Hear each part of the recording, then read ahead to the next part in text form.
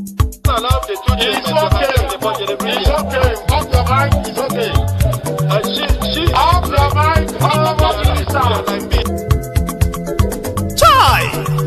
Now wow, people wey suppose talk truth to power don't off mic. And if we talk, now 500,000 they go summer us, call them hate speech. But fear not, my ego don't come. Ingo torchlight every corner, nooks and cranny of all these bad people where they spoil our country.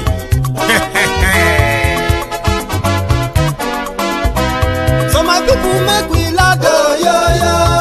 My ego don't come, oh yo yo. My people make we shout, oh yo yo. My ego don't come, oh yo yo. My ego don't come, man of the masses, oh yo yo.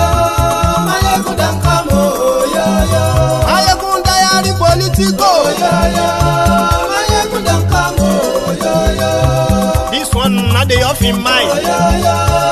My ego don't come, oh yo yo. And in the touchlight every corner, oh yo yo. My ego don't come, oh yo yo. Okay, some people be they holla say they want the power. Chai, them be promise us say we go get light and power. Nah. Them hustle sote they can't get the power. But now they know they do anything with the power. Sure. Every day, dollar just they get the higher power over naira. See them talk say make we off mind, but thank God say my ego don't come. So my people make you laugh, oh yo yo. My ego don't come, oh yo yo. My people make we shout, oh yo yo. My ego don't come, oh yo yo. My ego don't come, man of the masses, oh yo yo. My ego don't come, oh yo yo. My ego diary politico, oh yo yo. My ego don't come, oh yo yo. This one not they off in mind, oh yo yo. My ego don't come, oh yo yo. Person where they do evil, no one make person talk. Them say that my yegun, that man too they talk. He too they talk. Say my yegun diary, he they hot like pepper. But every day then they take money in bulk. Poor man picking, they the street they hawk. Still them talk say make we no talk. But thank God say my yegun don't come. So my people make you laugh, oh yo yo. My yegun don't come, oh yo yo. My people make you shout, oh yo yo. My yegun don't come, oh yo yo. My yegun don't come, man of the masses, oh yo yo. My yegun don't come, oh yo yo. My yegun diary politico, oh yo yo. My yegun don't come, oh yo yo. This man not the off in mind, oh yo yo. My yegun don't come, oh yo yo. Aha. Now you wanna don't hear all these bad politicians, them we call themselves politicians. When they thief our money, we no want make the common man get waiting supposed get for this country. Una never hear something. Now go hear one. My ego, you go show na paper. My ego diary political. So my people make you shout, oh yo yo. My ego don't come, oh yo yo.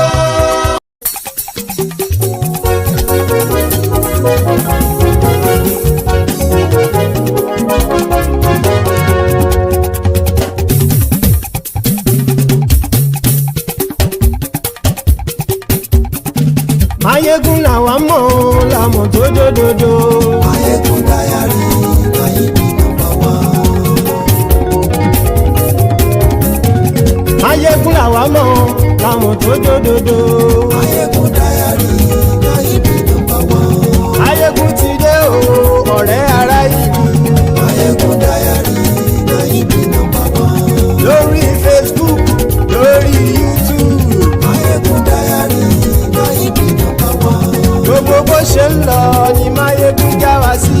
Mayegun diary, Mayegun number one. Àṣírí ọ̀jẹ̀lú kì í bò níbẹ̀ o. Mayegun diary, Mayegun number one. Bó bá ṣe eré, àní Mayegun máa wí.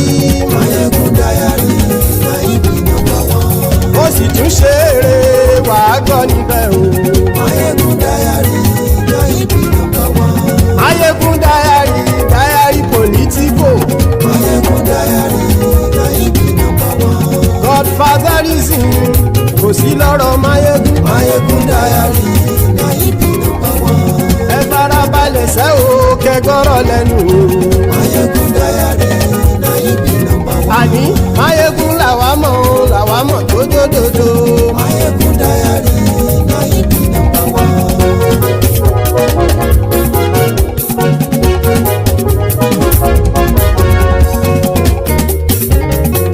Àní ẹ̀sùn rákì.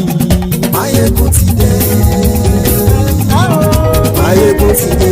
Ọ̀jẹ̀lú ẹ̀sùn rákì. Mayegun ti dé. Àní ẹ̀sùn rákì. Mayegun ti dé. Lórí Facebook.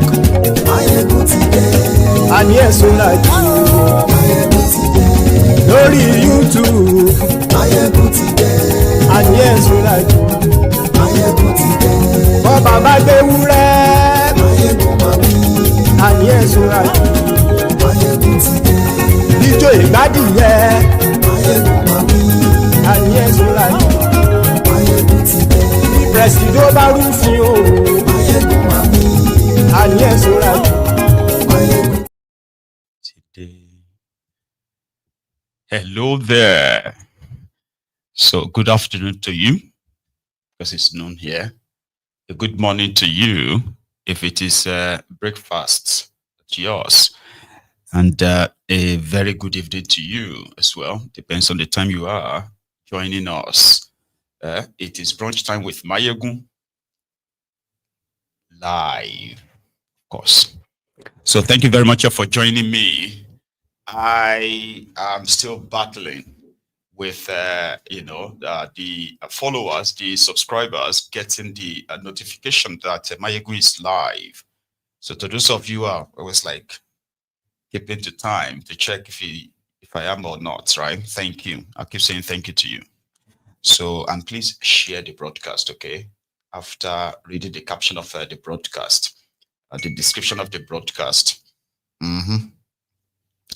So like it, share it, invite your friends, invite your not so friendly friends. You'll be playing your own role by doing that.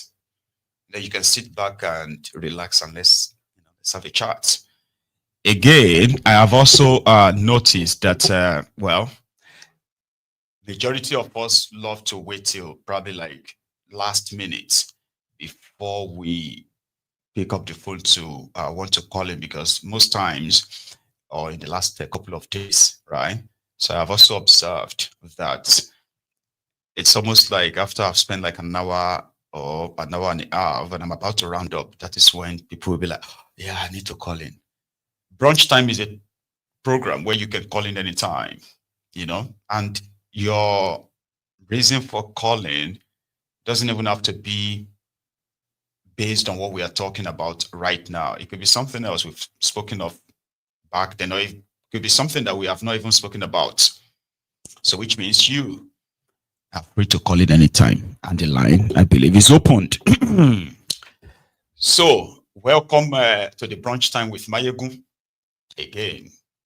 And as the rider, the title of this session, indicates, it's about the recent announcement, which a lot of people sort of like amplified and reacting to as well. So it is a recent announcement made by the US Embassy in Nigeria, and they, among many other things, they kind of like pushed out. So the one that seemed to affect majority of especially majority of these social media users is the part where they said you have to submit 5 years history of your social media activity or activities whenever you are applying for American visa. Now, as things are, right, in that contraption, a lot of people have been just looking for any means to get out of the contraption, looking for visa to places that some of you won't even believe. And it is also very much on record that because of this desperation, foreign embassies in Nigeria, being a foreign missions, they call them, they are all making a kill from Nigerians who are applying for their visas, in which majority of them are going to be denied. So it is a lucrative business there. And on that part, as the people are demanding for a bit of like, reduced, what do you call that thing? The reduced sort of like a demand or pressure of getting American visa. So they came up with another one. And that is, you must submit 5 years of your social media activities. You're applying for their visa. Primarily, 90% of Nigerians can't even like afford their visa to say they want to go to America in that kind of like a sense, right? But within that space, even the remaining 10%, which out of the 10%, you still have like maybe 1% who are the ruling class, right? And they could go to anywhere, whenever they want. So American embassy in Nigeria, kind of, in my own opinion, they have observed or studied, because they live with you too. They have studied the toxicity of your space. And, for on that same Nigerian social media, where you have a segment of the country or a segment of the social media glorifying terrorism in the name of religion, and of course, any other association they have with them. It is on that same social media that you have seen Nigerians, because of this Israel, Hamas, and whatever, especially most of them were like Muslims from northern part of Nigeria, and not just northern part of Nigeria. I'll use Nigeria generally now. You see the crisis between this Israel and Arabi, right? A lot of them have used that chance to throw, threats at America, and yeah, among yourselves as well. So why did America need 5 years history of your social media activities before they can give you visa or deny you the same visa? We probably don't know, but they said it is for their own national security. So they want to get to know you. Like if you want to come to America, they need to know who you are. Are you a potential, bigot or a tribalist, which will eventually possibly become a terrorist, right? Or are you a criminal or a criminal sympathizer or a terrorist sympathizer for their own sake? They said everybody should show. So when I was applying for a visit to America as well, right? They asked me to submit my social media handle, and I think that seems to be like a new thing or a general thing. But according to some, they say, well, somehow Nigeria being one of the biggest trade partners with America in Africa, that Nigeria used to enjoy. I don't know about that though, but like Nigeria used to enjoy some level of kind of like privileges, some waivers and what have you, when it comes to diplomatic, relationship with America. That seems to have sort of like disappeared, except in the area of arms deal and what have you. Okay. So Nigeria responded yesterday by saying that, well, we're going to do the same. Now, in all of this back and forth, right, I do not really see how any of that kind of benefit, Nigeria. But yeah, they popped up and said any Americans applying for Nigerian visa must also submit their own social media history. And yeah, I mean, if it is about knowing the characters coming into Nigeria from America, there's likely not going to be any ground for refusal in that regard. Anyway, that one is popping. While the political class themselves, right? Because that same American embassy, American mission to Nigeria, I think it's like about a month or so ago, right? They released a statement which was really like, indicting. And it was very direct. What was that? They said that Nigerians have been told to go through hardship. America saying that too. So Nigerians have been made to go through hardship while their politicians, the ruling class, are splashing money on cars, houses, home and abroad. That if a country wants to go through a phase of economic instability and then to economic stability, it must be all encompassing, it must be everybody involved. Well, Ronukus didn't really take that nicely, because to them they were like, what's your business with Nigeria? Mind your business and stuff like that, right? And the same America that, this is how it became more like a hypocritical as well, right? So the same America currently actually receives hundreds of millions of dollars of stolen money from Nigeria that have been reinvested in that same America. At a point, that seemed to have stopped. Majority of these guys started taking their stolen money to UAE, Dubai, to buy properties there. But you see, in the last 4 or 5 years, I don't know what changed. I don't know. But more of them have now kind of like found America again as a safe haven to keep their stolen wealth.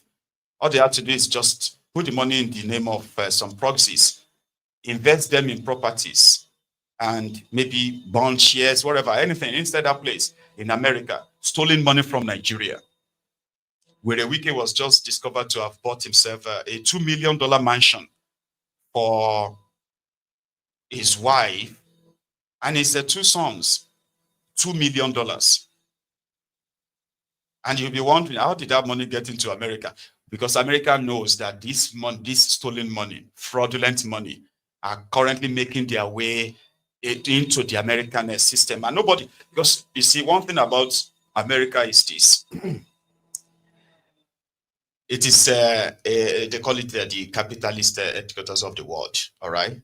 So money in America, right, is kind of like considered so legal if you probably fall into that category of these heavy movers, sort of.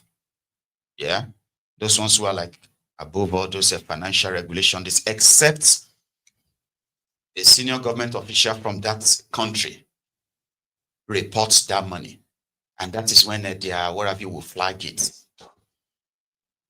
But most of this money, they don't flag them, because how did $2 million got moved in March 2025 to pay for a property in Florida? And the money is coming from politically exposed people in Nigeria. Isn't that a red flag enough? March 2025, $2 million was paid by Werey Wike to this property in Florida. So America knows that Nigeria is so corrupt, so corrupt, endemically corrupt. So when you see $1 million that just moved, and you see the names, politically exposed person, what does that tell you? It is stolen money. But there are many like that. We're just talking about that of Werey Wike. Most of these guys, they all have these properties there. thiefnubu's daughter lives in, she, according to them, thiefnubu's daughter lives in over $6 million a mansion in New York. She has no real job. Yeah. thiefnubu has it currently has a 10.5 million pound sterling house. That's a lot of money. You know that, Sha? In the UK. It became a scandal at that time. Everybody just kind of like, so, this and that. These are stolen money. These guys are not known to be producing or selling anything. They have no real job that you can say, oh, like your father was a governor, a state governor, was a minister, a state governor, now a minister. You've got no real job. It's not like your father connected you to this United Nations or something project. Let's say you use your father's connection to make money. No, just public money stolen. And somehow some have found their way into America. I'll show you. I think Sahara Reporters even covered it this morning, right? Look at this. Sorry, I did my best to make sure that what do you call it? I'm able to, so that you're able to see how and what they paid for. Do you get that now? So that's it. This was when Werey Wike picked it up. And you know something, what else I did, right? I'll show you something now. One sec.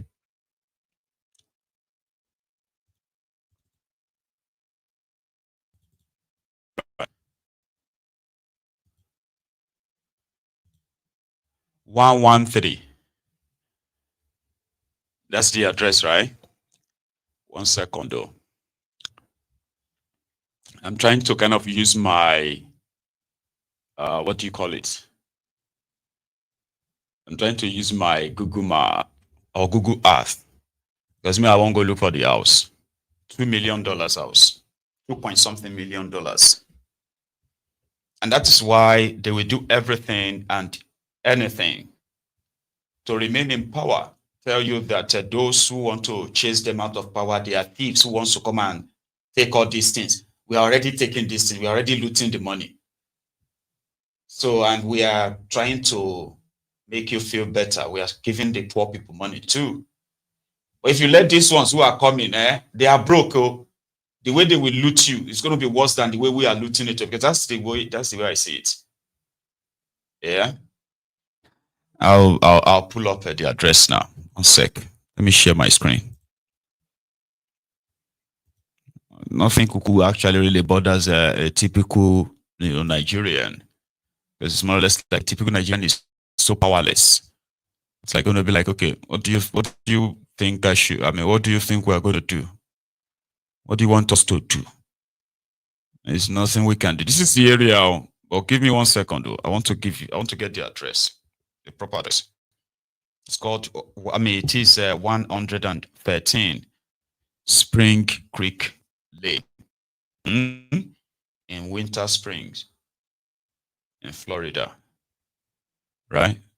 I'll go use my Google Map. Now the area be this. You understand? 1 second though. You see it? Now I'll let this. In fact, there's something I was going to do. Hang on. You can hear me, right? There's something I was going to do when I was taking a look at this earlier. A sitting minister in Nigeria, the man that used 39 billion naira to renovate a town hall in Abuja, and the place has no working air condition as we speak. No real working air condition. Okay, so I'm going to say Werey, Nigeria. Take a look at this. So there's something I'm going to do that is going to twist the whole thing up, right? Give it a sec. Sorry, my system seems to be acting up, though, right? This is a query where Werey Wike originated from, right? Query in Rivers State, and the place with this. Now I will check if I can. Yeah, that's not. So if we decide to, this is where Werey Wike comes from. Well, not far from the creek, so like it became from the creeks too, right? Werey Wike is where he came from. Now, if you now go to where Werey Wike used over $2 million stolen money from Nigeria to purchase property for his wife and his 2 sons. So you go to the other side of the world. See, you have to cycle the filler to take us to where the stolen money from Nigeria is reinvested. It's called 113 Spring Creek Lane. Yeah, Winter Springs in Florida. Now take a look at this. Let's see if I can pull it off.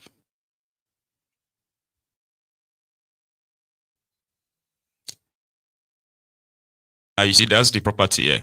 That's the property. The arrow you're seeing there, that's the property. Now, if we use a 3D just to carry it around, you can see the property here.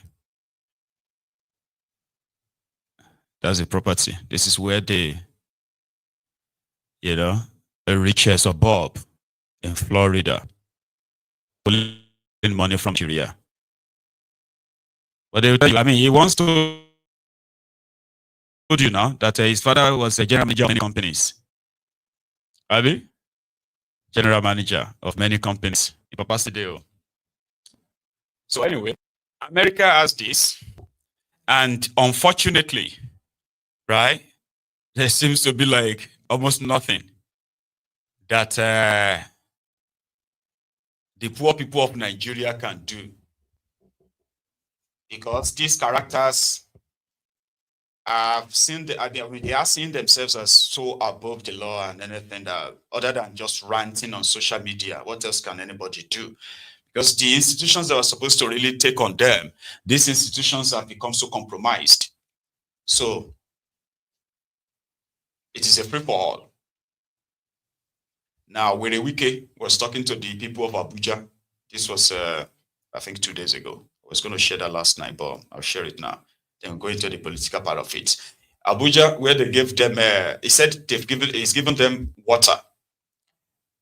And the people of Abuja will have to testify to that. I don't think that's my place now, right? I've had people who have said that not only that the 39 billion naira oil is so inadequate, as we, anyway, they said he also commissioned some bus stops, bus terminals. And from the day he commissioned them till this day, they remained locked because they never finished the work inside, and they probably won't. But he's got these social media paid influencers that are not doing bad. He's got a good PR in that regard, right? So here was the Werey Wike and the people of Abuja, reminding them that what Tinubu has done for them, right? They should not forget it. So 2027, they hold Tinubu for that. Here.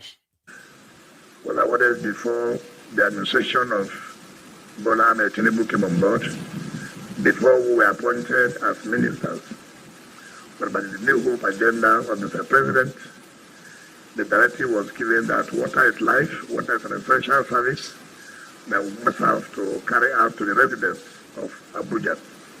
And this phase 2, very important because it will increase the carrying capacity and of course will improve water supply to the residents of Abuja. To underscore the importance of what Mr. President goes, phase 1, phase 3, and phase 4 have been awarded by the Federal Military Council sometimes 1 month ago. And that, of course, will improve water supply throughout Abuja. Again, this shows our unflinching support for basic infrastructure. So many people have accused us that we're only concentrating on roads, even though that's the critical focus. But to let you know that we're also focusing on other essential fields of life. September last year, Mr. President traveled to China and we signed an agreement with CGC to provide water for the satellite towns. I want to announce here that Mr. President will approve, and by tomorrow we'll start the flag off of one of the satellite water towns in Werey. And on Thursday we'll be in Koolu, also for supply of water to satellite town that is costing the government not less than 90 billion naira.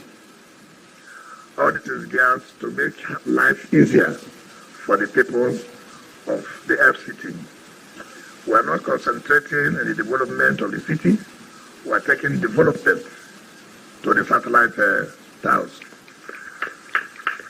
I have told the Secretary, the Managing Secretary of Education, to release the number of schools in the entire FCT under the Babachi Lawal administration that we have completed innovations and on the ongoing ones I believe by the time that list is released, Nigerians will know what we have done in the education sector. And I have told the mandate secretary to take the press around the rural communities and see the schools, what are trying to turn our schools to. That's very, very key. But let me use this opportunity to tell people that no amount of blackmail will stop us from being focused. No amount of blackmail will stop us from being focused. All through yesterday and throughout today, I've been watching channel television. They are focusing on so-called local contractors that are being owed. I will never be intimidated. Let anybody who said I awarded contract should bring the documents and show how I awarded the contract. You see, the problem in this country is that when you want to fight corruption, corruption will fight you back. And it's corruption that is fighting back. And we are going to defeat corruption. I'll be on channel politics today. I'll be there tonight. And I'll let Nigerians know that the pain of our problem is indiscipline. I came on board with the Minister of State. Complaints that people are being owed local contractors, indigenous contractors. 5 billion, 8 billion being paid. I said, who awarded these contracts? Do you know what happens? Civil servants stay in their offices. I want contract 15 million, 10 million, 20 million, without the minister knowing. And then you'll be a minister sitting in the office. And people will tell you that you're owing 15 billion naira when you don't know when it was awarded. Certainly it will not happen. Certainly it will not happen. Let heaven come down. Let heaven come down. Nobody can intimidate me on that. Let them show me the job that they are saying that we are commissioning. Let anybody come and show me whether all the roads we are commissioning are done by indigenous contractors. If you see the faces of those people, do they look like contractors? If you look at their faces, you know. Those who awarded the contracts to themselves are bringing those people to come. They will continue to demonstrate. If you like, go to the British embassy or the embassy, sleep there. I will never sleep at all. If I award contracts, I will pay. And those who know me know that I don't award contract when we don't have money. The Federal Executive Council has awarded some contracts, and I told them, hold on, we don't have money yet. So don't mobilize. Let it not be now that you say you borrowed the money. Look at the faces that say they borrowed money. Cry as much as you want to cry, because I never awarded any contract. We must do this right. If it was not done right yesterday, it doesn't mean it should not be done right today. People must know that it cannot continue to be business as usual. You cannot embarrass me. It's not my business. Go and meet those who awarded that contract to you. Tell them their children are out of school. I mean, it doesn't. It's very embarrassing. Very embarrassing. And that was what was happening. Sometimes, when there was no minister, you see a person say, "What? Tell me, what kind of project? 15 million. Of what impact? 10 million, 5 million, 25 million. Is that what will help the residents of Abuja?" This is Nigeria. I'll tell you something you need to know. It is not totally wrong, they are all corrupt, right? Inflated contracts, bogus contracts, and everybody's just writing the check. Because it's government money, so that they can take their kickbacks. But the way that he's talking is the one biggest crook that millions are actually waiting to see his end. Here is the thing. Since Werey Wike became minister of FCT, his own modus operandi was like nothing existed before he became minister. And if they ever existed, they are not legal. They are illegal. So everything starts with him. And then we end with him. He's making Abuja people now, right? He's making them feel like Werey Wike is the one who just come into Abuja to construct their roads. All this patch is doing, as the person who came to construct their roads, is the person who just came to build Abuja. That's the impression he's giving them. So therefore, all the government-approved lands, the papers became invalid to Werey Wike. Yeah, you can have your C of O, you can have this, your ending. We have paid our grant, our land rent, blah, blah, blah, blah. Now, who did you pay to? This is the receipt. We've been paying to the FCDA, blah, blah. Stop that nonsense.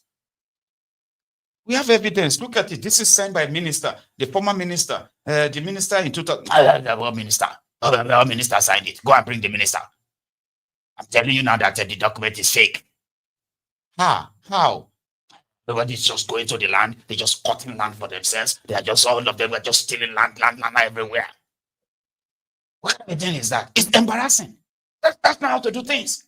So when you are listening to him, you will think, oh yeah, maybe that's exactly what it is. And guess what? He is doing the exact thing that those before him did. Because they just didn't get so greedy like him. That Emefiole is a child's play to what this guy is actually really doing. Honestly. Like, this guy is taking lands in thousands of hectares. This is not like, they've taken the about the 2 acres of land here, and the government have taken it, reallocated it. No. This guy is everywhere. Schools that got granted 11,000 hectares of land, Abuja University, where they said that the plan for Abuja University is to become the national university of Nigeria, like the national uni, in a place whereby they will have their own city, like proper city. They will call it University City. They will build they will build homes, they will build malls, build structures in there that will actually, people who live there will be like they are living in, and they can be from all over Nigeria. That's the plan for Abuja. Werey Wike came and said, why would the university have 11,000 acres? Why? Very, very, very, very wrong. He revoked it. He revoked the land. Despite that, the university didn't go to any land to steal it. Now government said they wanted to start university. They allocated the land for the university. They planned for it and everything. But Werey Wike is now making it look like some people working in the university, they use the advantage of being established by government and started stealing lands. And he is the one that is right. Everyone else is wrong. Oh, there is more. Hang on. So you see all those people who are now like genuinely contractors locally. Werey Wike is questioning their job. Even where you have an evidence to show that this is the job I did, this is the contract paper, this is everything. Yeah, Werey Wike will be like, no.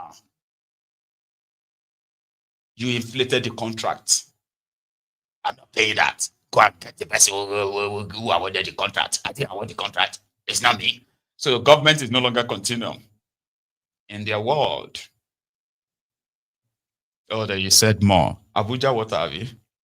90 billion naira. You know what that means, right? Right. Here. We have the residents of Abuja. And you see them in budget, they split it like small. That's the country. Every budget, just look at it. You don't need to like me. I'm not here for any beauty contest. You don't need to like me. But we must do the right thing. Go and check my record. I have to bring down the recurrent expenditure to 30%. I make capital expenditure to be 70% because we need development. Every day you will buy computer. Every day you will buy computer. Every budget of all kinds of things. Today, our recurrent expenditure is 400 something That's it. Before, every month, well, check what it is. Some people say, I want to travel to US about land administration. Look at it. You want to learn land administration, you go to US. I mean, there's no nexus, no connection. So, don't worry. I have some more time to go. By the grace of God, by the President's permission, if I stay here till 27, after whoever that will come, let him give you the opportunity. Don't do any projects. Kill the place. As we have always done. In my own time, there will be development, there will be growth. This opportunity that Mr. President has given to myself and the Minister of State, history will be on our side. The day we leave our shoulders high. That yes, we have done our best.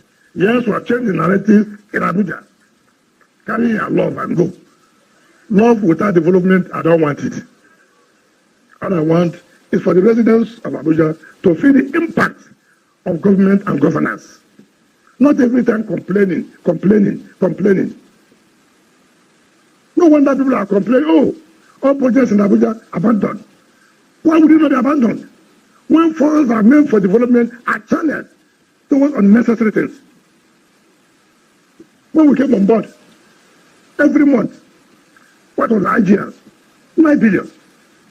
But as we speak today, by the grace of God, every month we are not less than 30 billion naira. If I allow it, we can be putting it in our pockets. Now we have come here now to commission this. If we are not saving this money, would we have paid the contractor? Who are these local contractors that will do this kind of job? If we are not saving funds, would the federal government approve the anticipation of phase 1, 3, and 4? If we are not saving funds, will we be talking about providing water to Buhari and Koolu and other satellite towns? Let us work for our people. Let us change lives. Computer every year, every day will not solve us the problem. Going to America for conference for land administration will not help. What will help is development of our people, development of our communities, providing roads, providing schools, providing water, and providing security. That's what is important.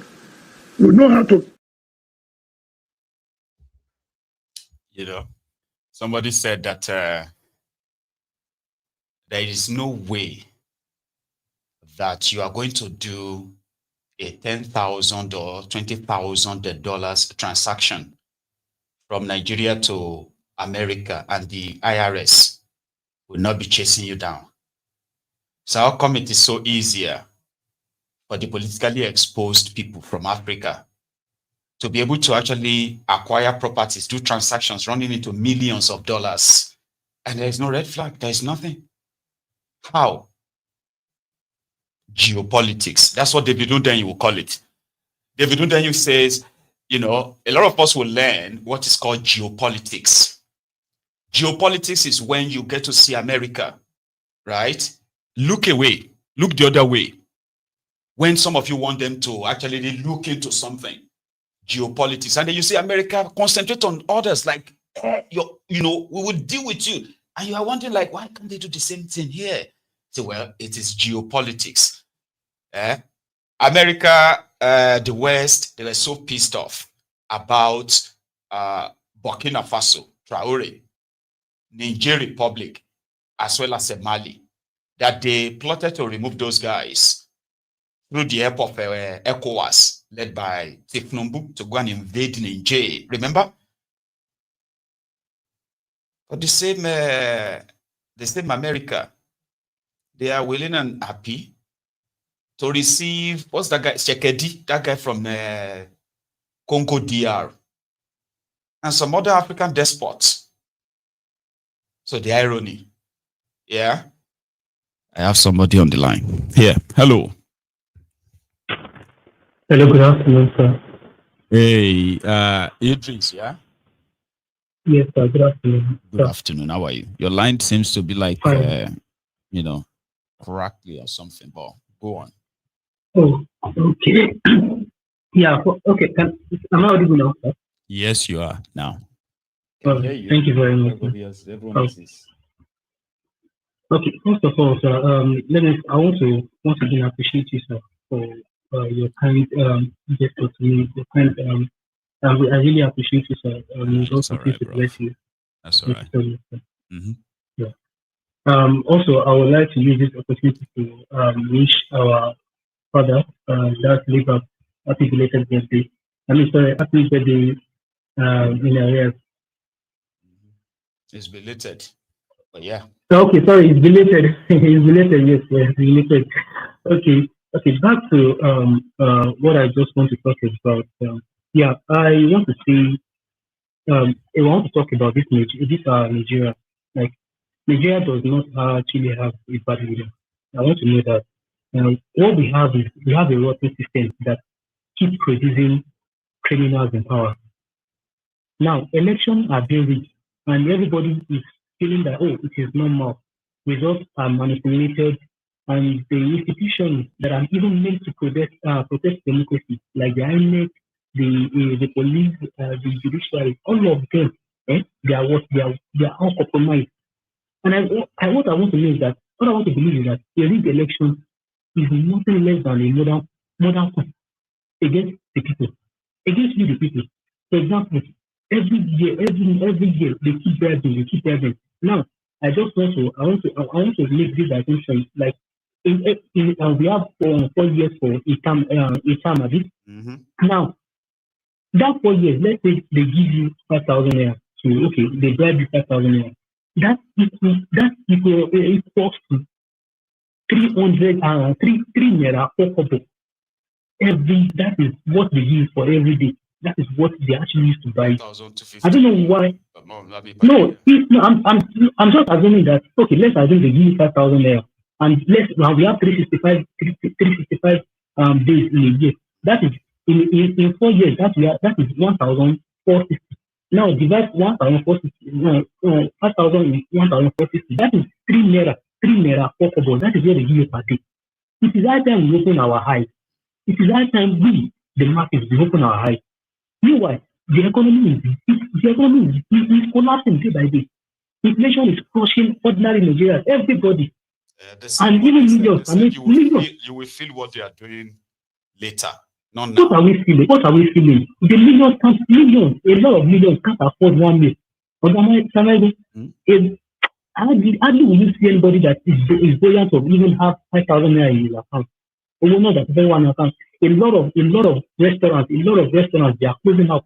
A lot of them, they are passing their their staff because nobody is coming to buy food. There's no chicken republic. Ask me, chicken being. It is not just a normal thing. It is a normal thing. And it has not become a normal because people also keep generally around. You want to go and enjoy yourself. Yes, politicians, they keep looting and rewarding themselves. The security has failed. They say they are giving more money to your council. Yes, you know that I was looking something up, right?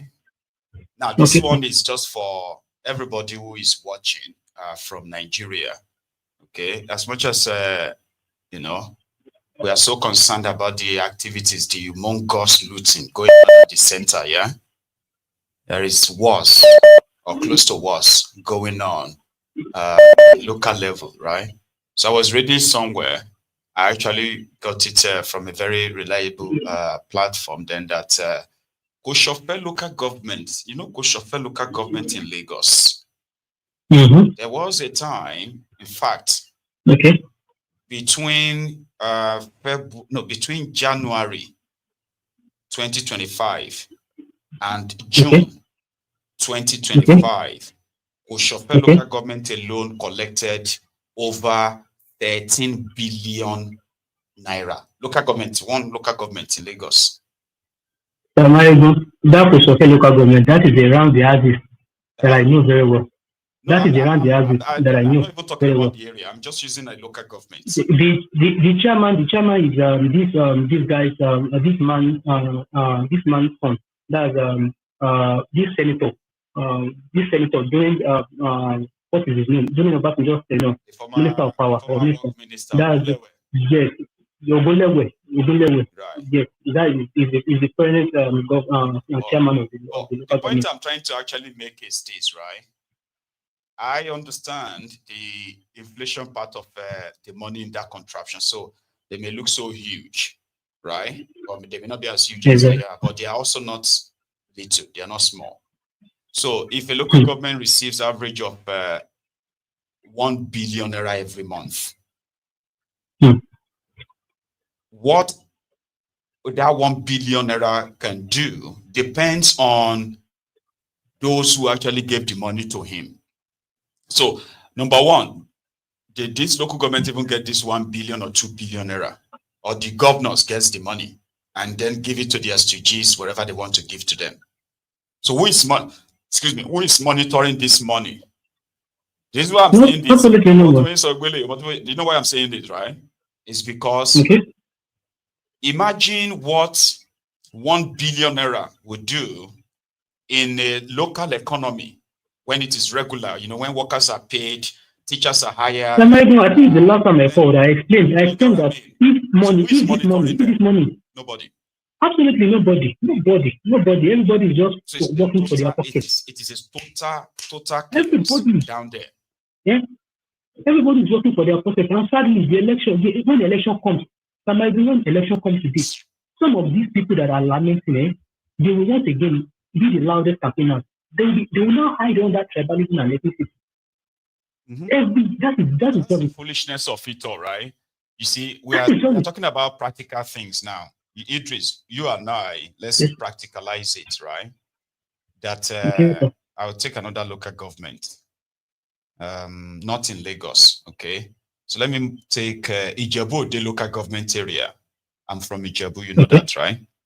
So Ijebu, the local government area, in the same period under review, right, received over 7 billion naira. Ijebu, do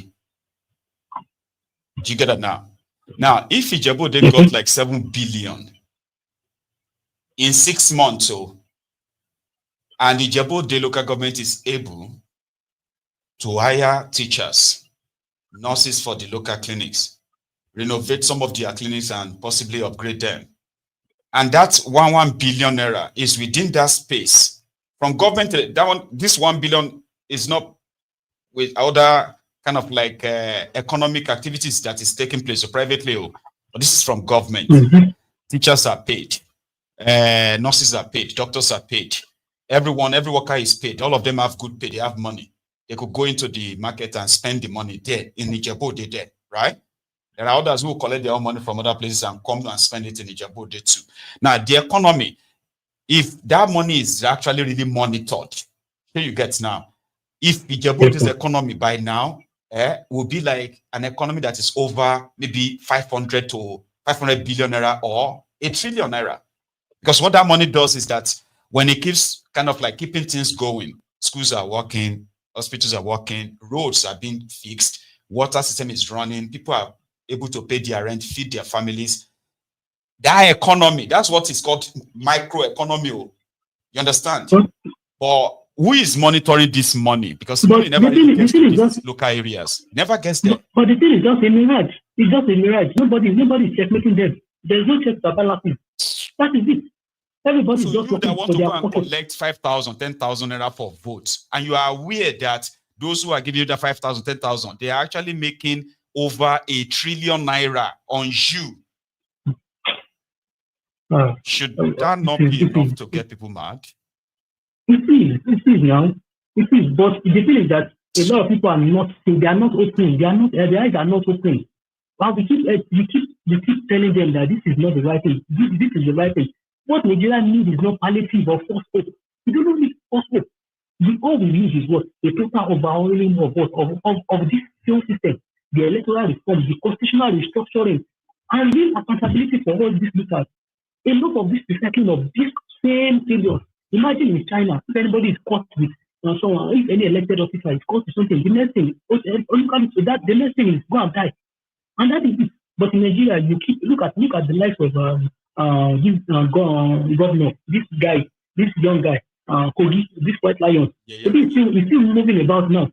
And just look at it. And just work Someone should just go and say, I'm hungry. Go and steal something in the I'm not saying that stealing is good, but just go and steal something that you are hungry. The next thing, they'll take it. You get lynched. If you are not lynched, they'll take you to the clinic. That is just it. And just, I'm just saying, the reality check now is that many of those who supported Tinubu during this last election are now lamenting. A lot of them are lamenting.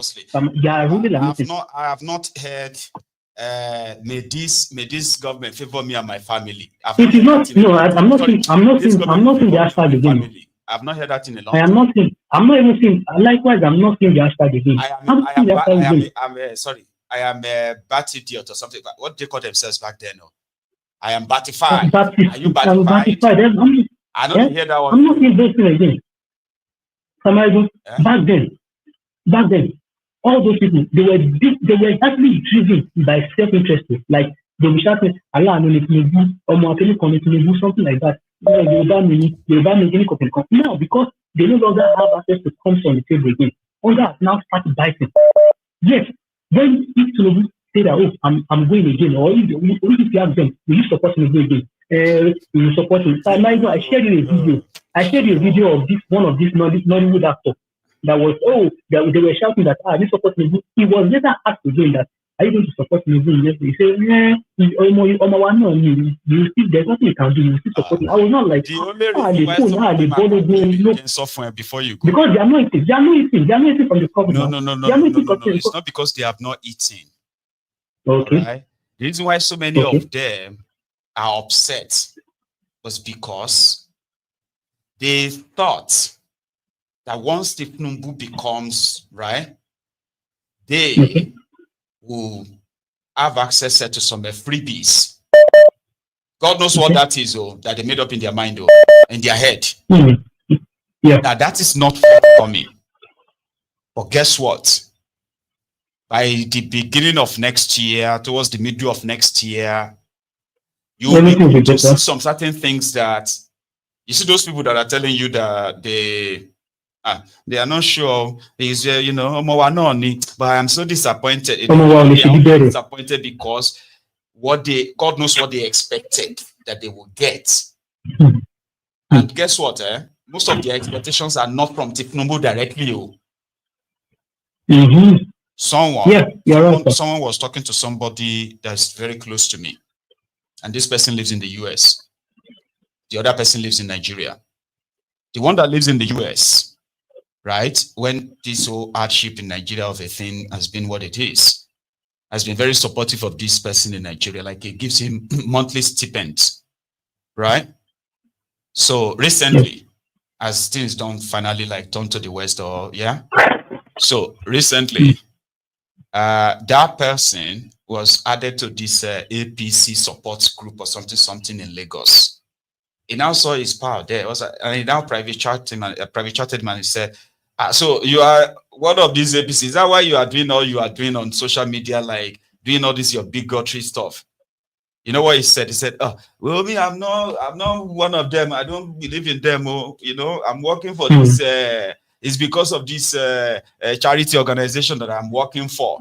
Them they pay me and they are linked to APC. That's why I'm supporting them. I'm not seeing anything from their this and that. But he's a chief bigot that is ready to attack and abuse Igbos, threaten Igbos, and gaslighted their fellow Yorubas for not joining them to gaslight the Igbos or to attack the Igbos.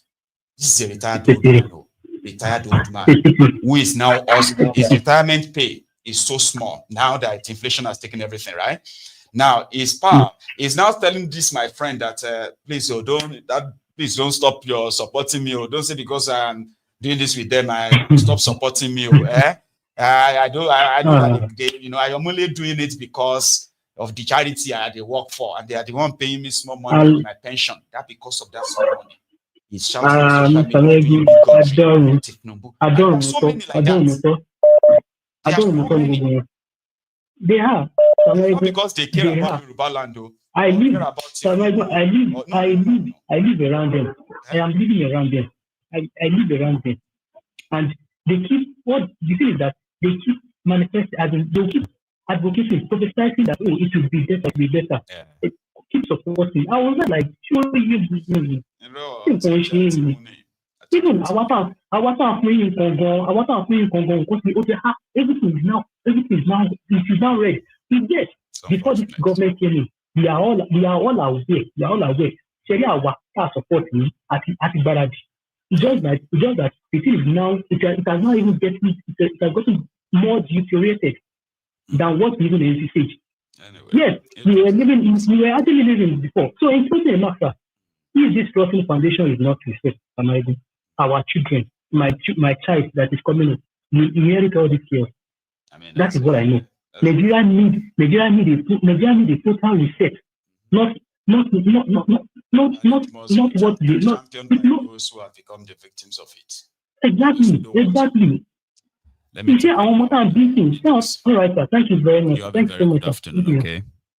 Brilliant. Our story I told you just now is a true story.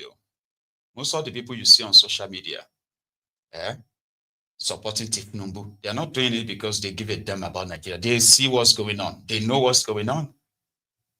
But do you know why some of them, why they are doing what they are doing? Because they have different affiliation to what actually feeds them. Some of them, they are doing it because someone is in the system there, is the one probably, extending some peanuts to them. So if anything happens to this APC, that's going to stop. Yeah. People are that selfish, are retarded. God bless you, retards. They are that stupid, that selfish, that foolish, and, And it is from the humongous stealing that they are doing, that they are only sharing the crumb with you. Yeah? Because you will always be the loser. You always be the loser. Defending these rogues. I mean, you can claim to be naive. No, I was so stupid when I was supporting them to get to power. Now they are in power. They are dealing with everybody, including you. And somehow, you are so loyal. No, you're not. No, you're not. But there are so many of them. I have some of them who live in this UK. You don't want to be in their shoes. Miserable, horrible things. That's what I call them. Because you see them, they've been here. Some of them, they are in their 50s, 60s. Now I shock you. They are not hungry. But the only thing that is actually, disgracing them is their selfishness and their greed. They took them out of Nigeria, but they didn't take Nigeria out of them. Some of them have paid their mortgages. They don't even have children they are feeding or caring for anymore. They are fine. But something still tells them that they could collect $200, £200, £100 from these rogues from Nigeria whenever they come here. And then hopefully maybe they can go back to Nigeria and meet them and get contracts. Yeah, I can go to Nigeria and meet Honorable. For somebody where they live for UK. Honorable. You don't hear Honorable is coming. Honorable, anything. With road construction, with the supply, I can do anything. Honorable, we sing on the UK. There's nothing here. People who have been in the UK for 30, 40 years, they are not hungry. But you see them on social media, miserable humans. All because of peanut crumbs, something just to make them feel like they can take anything free, get something like, they fantasized it for so long, like, I know one senator. And now my friend, every time he comes to the UK like this, now they deal with him. What thing do they do with him? Carry and go, Let's go back to Werey Wike before we take another one, though. So yeah, Werey Wike then went to that channels. After leaving the Abuja people. So he went to channels to go and remind everybody that coalition, they are just liars, ignore them. I was like, hey, there's something obsessive about this kind of like possibility of Tinubu being kicked out that is so more pronounced among these guys than even the oppositions themselves. Yeah. Werey Wike he has done three press, what's they call that now? Like his press chats, media chat. He's done 3. He has appeared on channels twice, just in the last 3 months. For the 3rd time, he was there last night. In fact, he was talking about Babachi Lawal. He said Babachi Lawal was doing everything to support thiefnubu because he thought thiefnubu would pick him as vice president.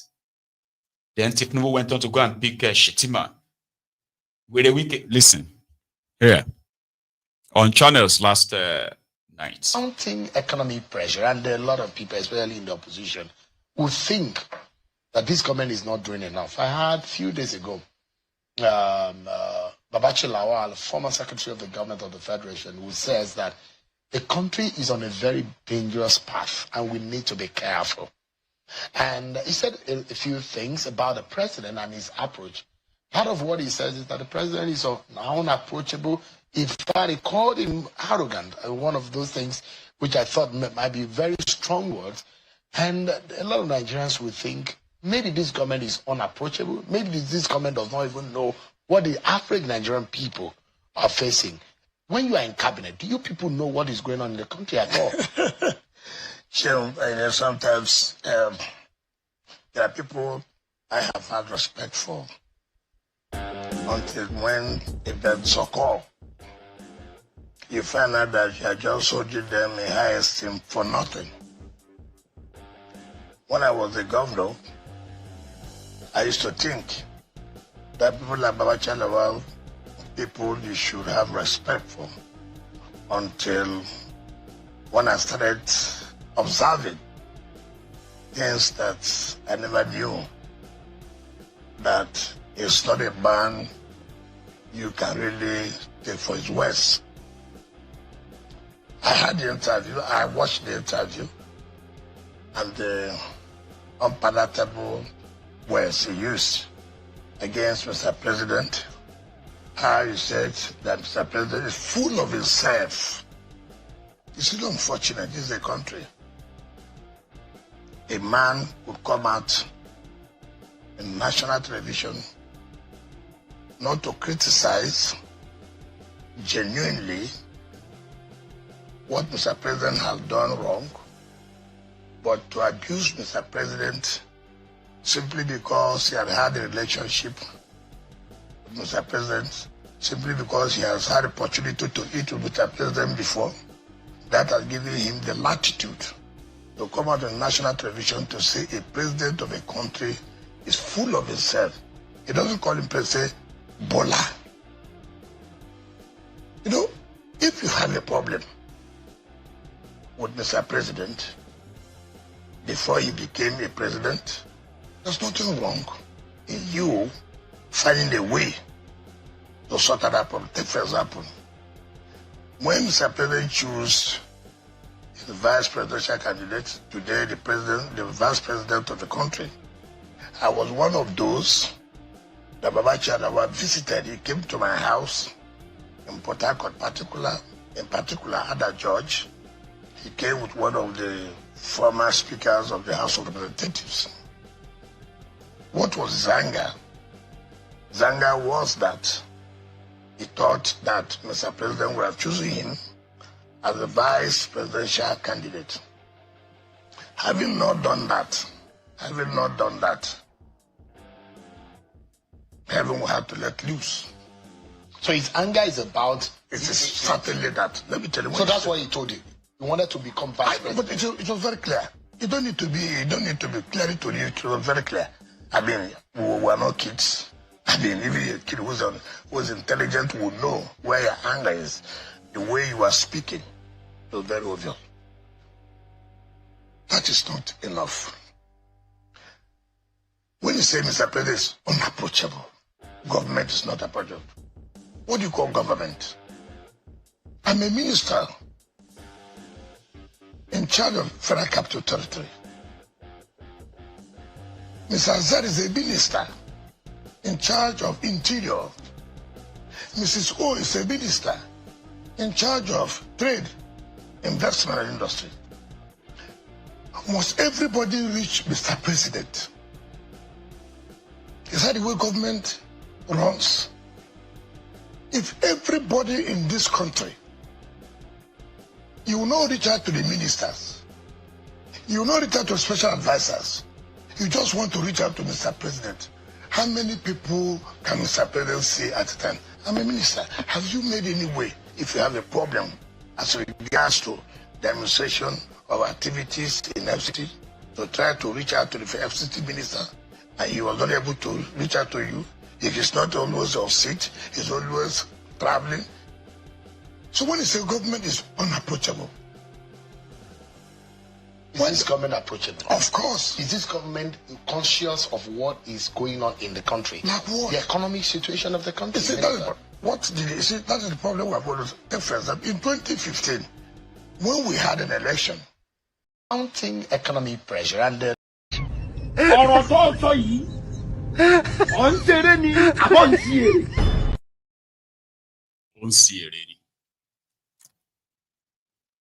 the only area where you're going to have Werey Wike's 100% attention is when you are talking about opposition. But if you want to talk about the state of things in the country, no, he's going to disagree with you. What is going on? Mr. President is doing everything to make sure everything is fine. So what is that? No. You see, people who wanted to, and then it would just go on. No, like that. So the statement of Werey Wike was like, oh, Babachi Lawal is angry. I know why he's angry. He's angry because Tinubu did not choose him as a vice president. He came to my house when Tinubu chose Shetima, and he was angry. Werey Wike is mad, you. So when he was probed further that, so did Babachi Lawal tell you that he wanted to be a vice president? He said, no, you don't. We are not children. We are not children. We all know what the anger. I just know that he wanted to be vice president. That's why he's angry. No, Babachi Lawal has always been very public about why he's angry with thiefnubu, Muslim ticket. He said he was so privy to the pressure and the condition given to him by the Arewa Fulani political class. And that was that if he wanted their support, he would need to choose a Muslim. And he, Babachi Lawal, coming from the Christian majority of the northern part of Nigeria, it felt like his constituency, which is the Christendom or so, they have been completely neglected, despite the role he played in hoping that a leadership that is going to prioritize security this time without using religion and what have you to cover terrorists would emerge. So he felt disappointed. He was publicly about it. He said he was against the Muslim ticket for this reason. But Werey Wike said it's because he wanted to be vice president. Yeah? Let's hear from Amaechi. She's on the line. Hello. My good general. Ma. The general of Potito Koolu. Oh. How are you, ma? I am fine.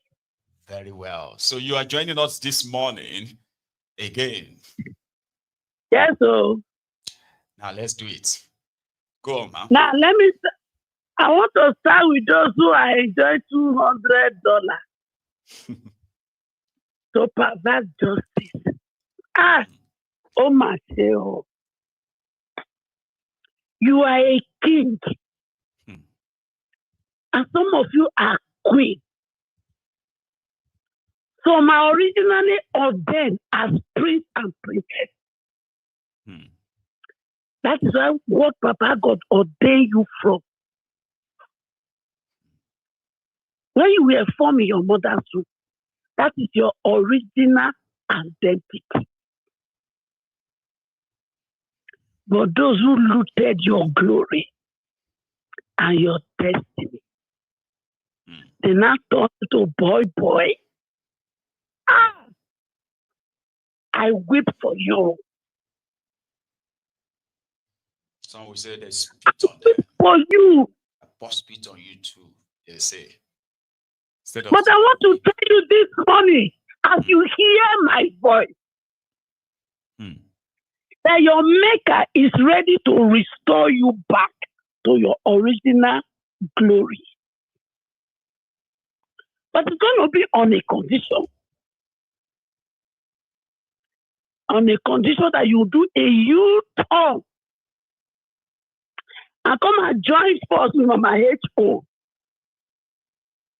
and her children to build a new Nigeria for her children.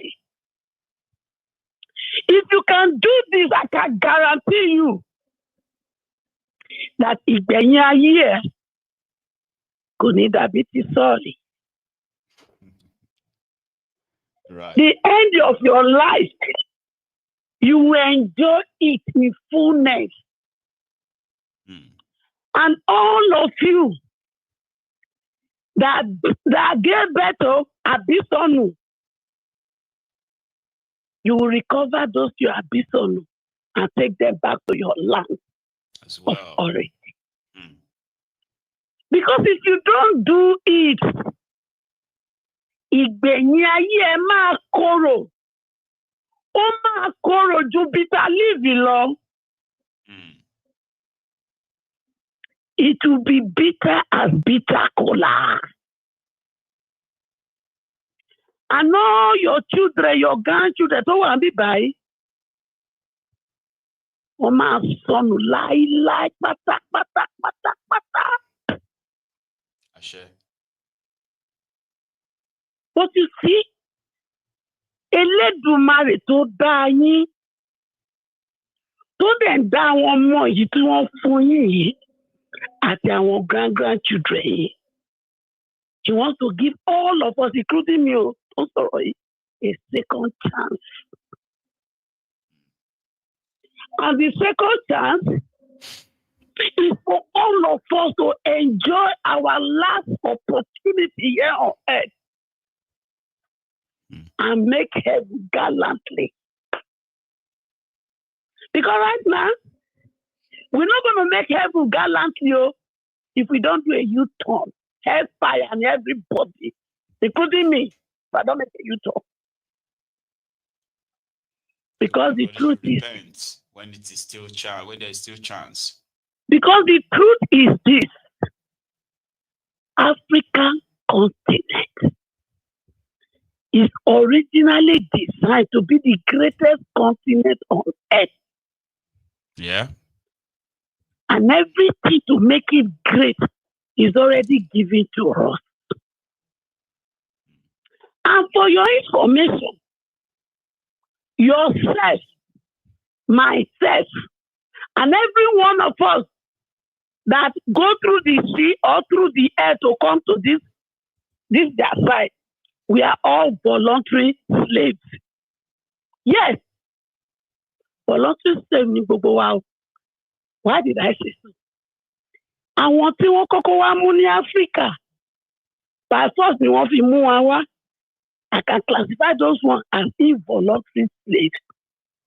Kí ni wọ́n dẹ̀ mú wa wá ṣe ń bí báyìí? Ṣèbí wọ́n mú wa wá ṣiṣẹ́ ni? Yes or no? Yes. Èmi àti yín kí la wá ṣe ń bí báyìí? Ṣèbí iṣẹ́ la wá ṣe ń bí báyìí? The difference between those ones, yes, the difference between those ones and us is that our own ẹsẹ̀ wa la fi kó ẹrù wa. Tádẹ̀ ní gíyẹ́gíyẹ́gíyẹ́. We are going to the greener pasture. Kí lè wá sọ òye kan òye gbogbo yín. Wọ́n fi Áfíríkà ṣe bó ṣe rí yìí. Wọ́n lọ́wọ́ sí i. Wọ́n dẹ̀ ṣe bẹ́ẹ̀ yẹn so that me and you can come here to continue to work for them, to maintain their country while our own is being destroyed. Yes, no. Ẹ wá máa bí ọ̀rọ̀ wa ṣe jẹ́. Our case is like you are in a big ocean of water and soap is entering your eyes. And what does that mean? God has blessed us with every resources on earth. Every resources, every raw material. Ó dẹ̀ tó wá fún wa ní brain. It is only turning those raw materials to product. That is our problem. Those that now know how to turn the raw material to product, they cause insecurity. They now come in and steal it. And come and use it to produce iPhone for you and me. To use it to produce shoe, designer bag, style clothes, anything.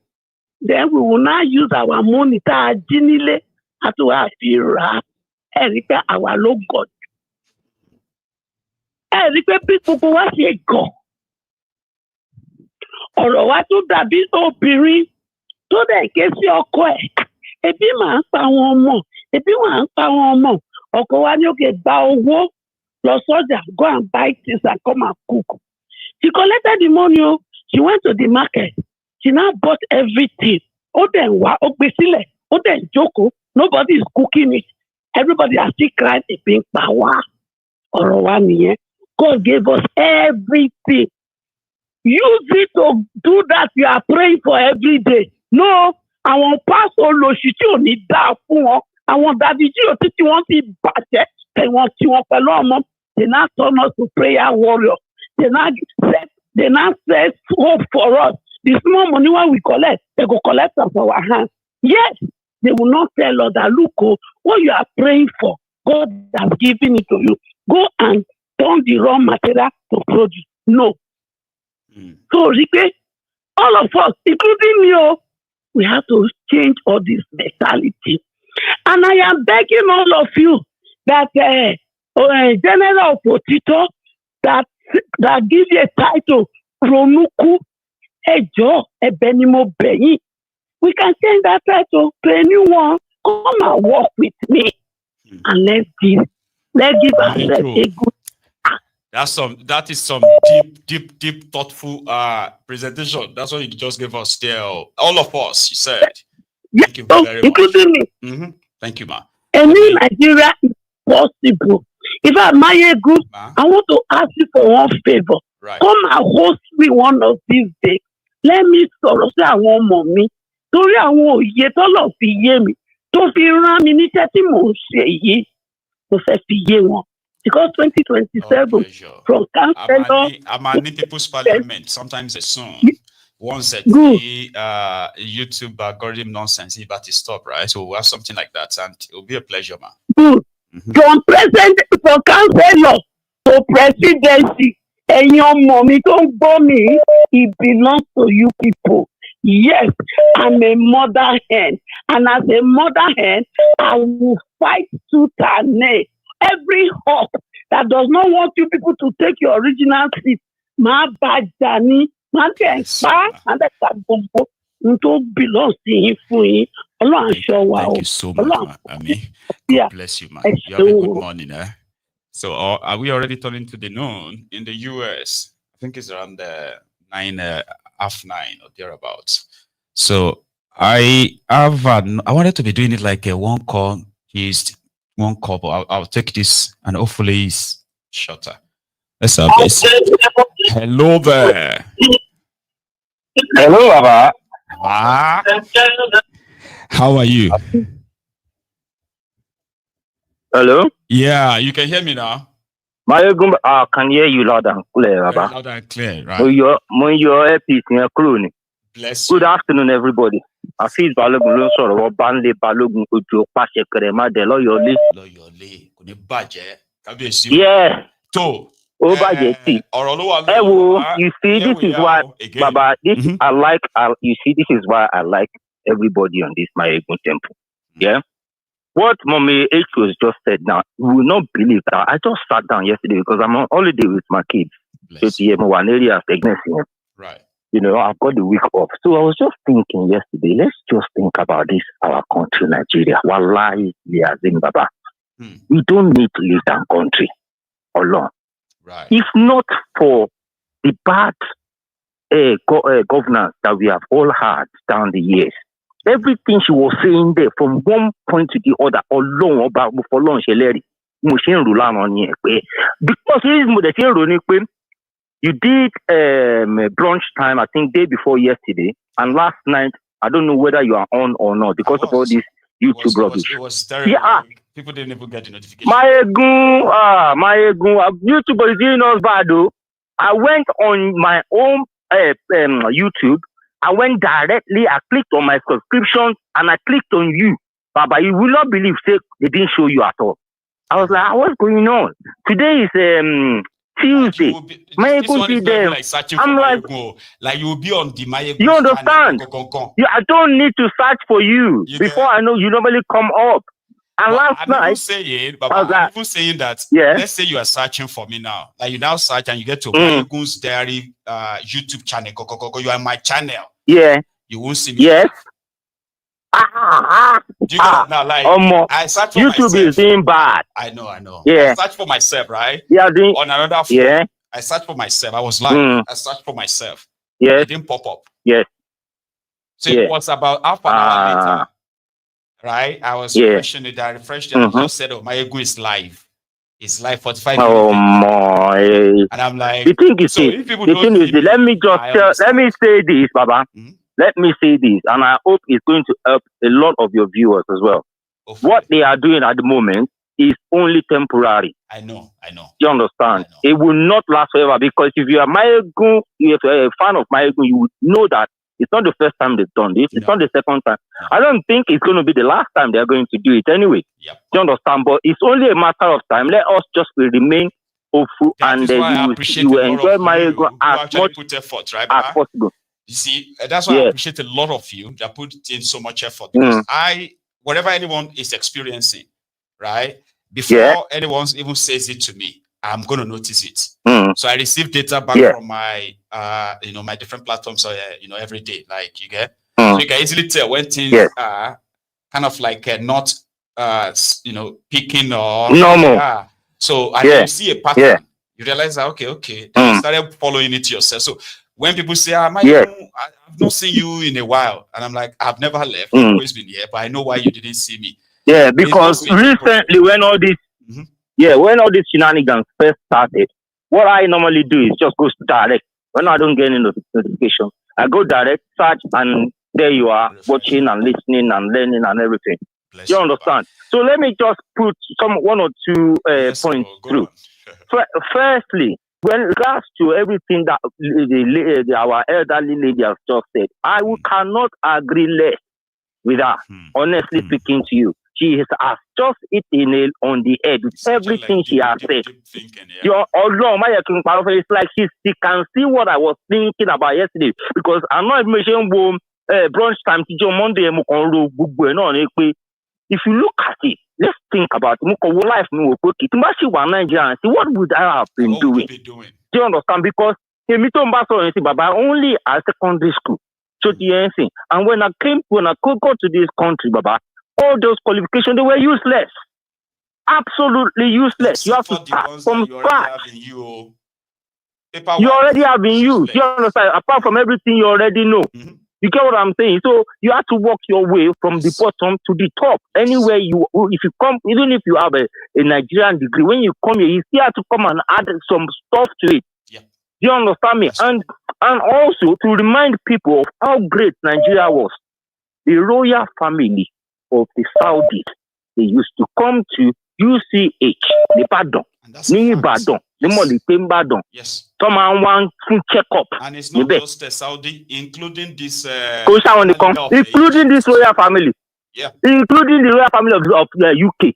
Do you understand me? Because Nigeria used to be a holiday destination for British people. If you don't know, go and look at the Lagos coastline from the late 60s to the early 70s up to the late 90s. Do you understand me now? Go and look at our coastline. Do you understand? We used to have palm trees everywhere. We used to have a proper beach. And when your man was from all over the world, that's why holiday in Nigeria. And not only that, look at our education as well. So it was deliberate. So when they left Nigeria, now countries where they will get you we go to Paris, and then you get English student who come to Ibadan, and you get what do you call it? Maybe American student going to Unsuka. You get this Nigerian student from all these places, all like student exchange. I don't know. All these universities that we had, private schools. Yes. So now, all these things that is going on in that country, it is all deliberate. One, all our education. I was watching a video last night. They were interviewing these primary school students. One said, about 4 or 5 of them said they want to become a police station. Police station, police. You want to become it's a police station. It's a police station, a job, an occupation. You understand me? And especially southwest, southeast. The northerners don't really go to school as such. Those that I'm picking on them or anything, go and look at the statistics. I'm not making these things up. The southwest and southeast, look at all the people in government now. Look at all of them in government. None of them is making any significant policies when it comes to education in that country. It is going down and it keeps going down and it keeps getting worse. And then when you have, the other day I was talking about the Agberus employing all our university graduates. People are saying all manners of stuff. Am I lying? I'm not lying. I'm saying the truth. I'm saying the actual truth. To MC. Do you know somebody let me shock. A LASU graduate. Graduate was I'm listening. Got appointed as MC Olueron's PA. And immediately like that, he quickly put up what we have been for him. This is what we have been reduced to. You have somebody like that fella that did not finish secondary school is looking for the master's degree to come. Somebody with masters come and work for him as a cameraman. Do you understand? The people doing videos online are making more money than actual graduates, and then they want out all those graduates to come and work under them. It's all of a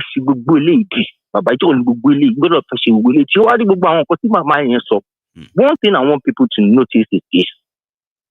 The rate at which that country has been damaged. People don't really know because people don't actually have the strength to stand up anymore. Because as soon as you stand up and see anything, and including what Idris said earlier on, they are one of the most useless people ever. I don't understand. I mean, I don't have any respect for them because they are so useless. The all useless you condom to share the law. Imagine part of him. If you think any Nigerian celebrity is going to stand up and speak up and speak truth to power, they are waiting. Broken system, you know. Yes.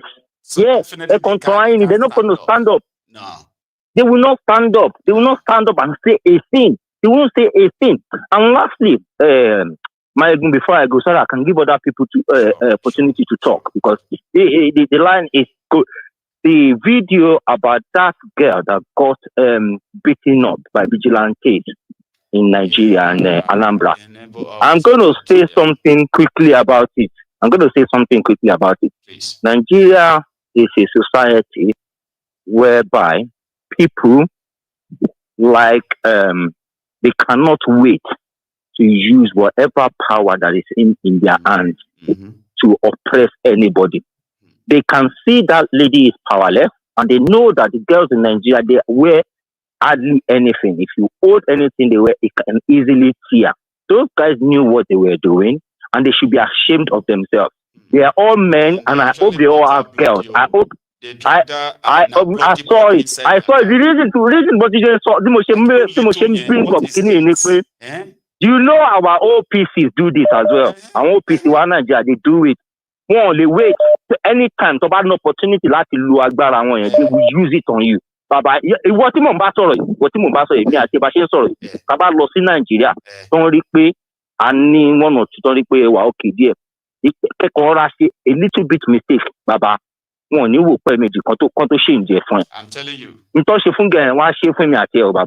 They will do it to you. Later, Baba. Later Baba gbọ́ tó wá rí pé àìwọ náà ó néèyàn ó mọ̀ ọmọ èèyàn kan ní ẹ́ ìgbà yẹn ló máa bẹ̀rẹ̀ sí ní ránlẹ̀ máa bẹ̀rẹ̀ sí ní bẹ̀bẹ̀ bí ìtàn ṣe pé fún because they don't know that some people actually have a name. Do you understand what I'm saying? People have name. Orúkọ. Do you understand? It's fucked up. That's why mo ṣe wà yìí kí n káwọn ọmọ mi tó tẹ̀lé mi lọ sí Nàìjíríà. Bí àgọ́ mi rò pé máa happen. Because I know what's going on in that place, Baba. And your team in money from nowhere. If I tell you, come clean lásán. Come clean lásán. O ti beef where. For nothing. But it just hate you for just person where. Oh, bata. It is normal. Why are you so angry? You know, it is normal. Come here. Why are you so angry? Eh? You don't like you don't I don't understand. Exactly. This one will be my last one and I can go. Emi lost in Nigeria 14 years ago. I'm Bolati Ipaja Estate. Mun lost to leap of see me. No songo. Eh? Àwọn olódùkọ ọlọ́pàá wọ́n dá wa dúró. Mi wọ camo and I did that on purpose. Camo shot ni mo wọ. Ẹ̀yin mọ́tò mo wà, they can't see me.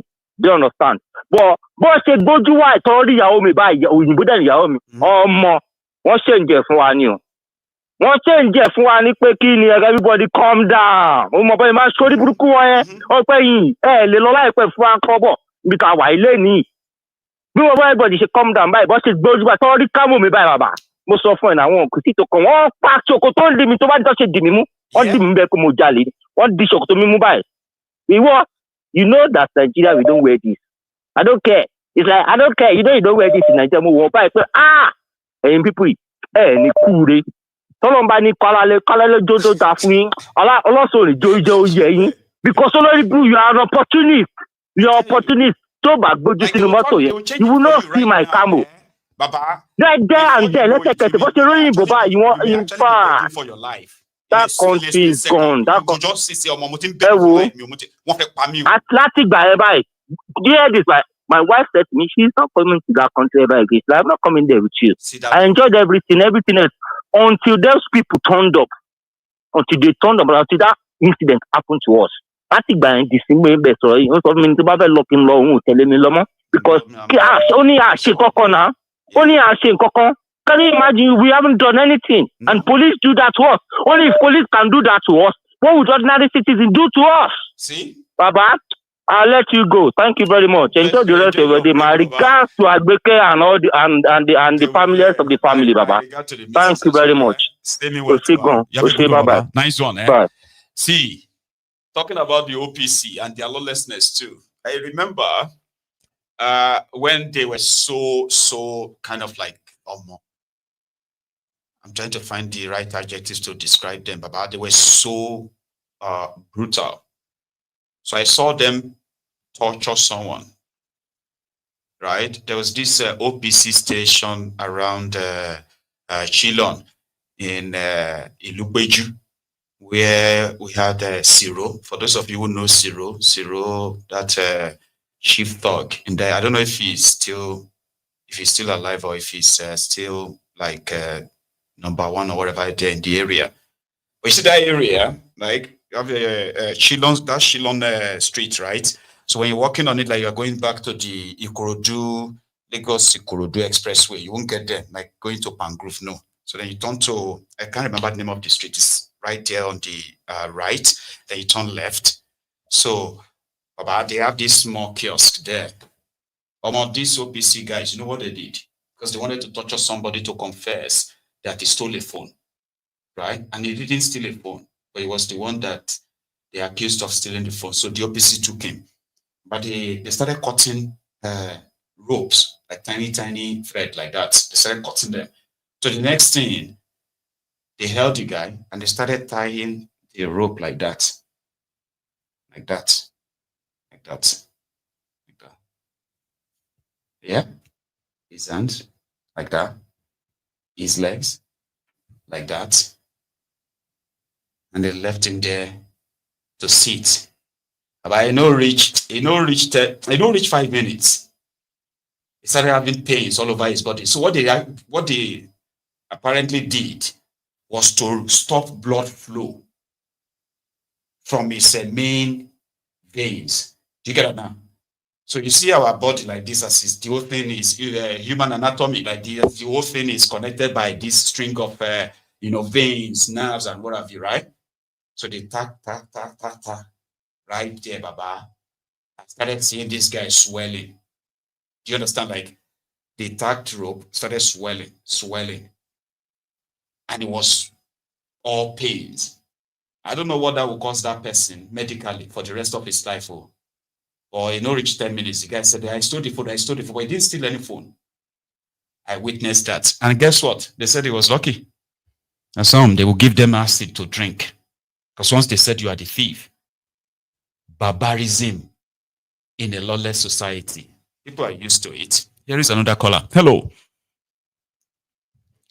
Did I get you? Hello.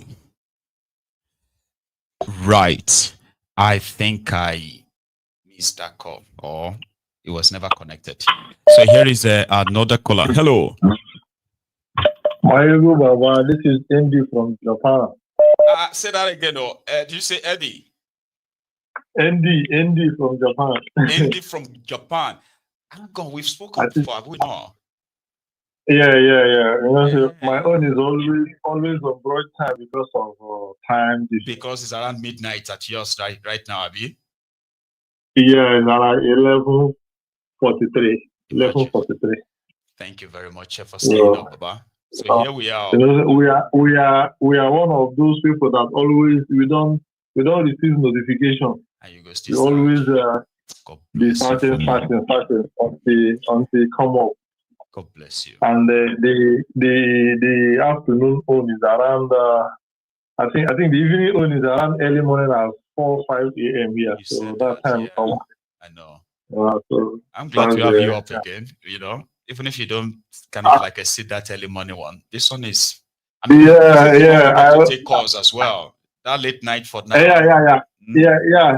Exactly. Even though that morning on here, sometimes I use if I work. Yeah. At that time I listen. I even like to listen to the plays because of some like people like Wike. I know they like to listen to all the things when they talk. Yes. And the first one I don't want to listen. So because all those APC, they know they make sense to me. So I know they like to listen. And they only listen to your analysis and all those things that I need that is beneficial to me. Okay. I would rather wait for my ego to tell me what to talk than for me to listen to them. I don't want to. Exactly. Now, some people when they tell me, say I'm a storyteller, they see this is why they tell story now. So people when they say, why you go? Okay, why you go to another? I say, no. I'm talking to some people. I need to break it down. I need to see it properly. So if you don't get them, good. If others never get them, I explain better. See, I've got a template here. Acknowledging that. Mazi, thank you very much. Until you wave that your hand, bye-bye. I know they offer more. Bless you. You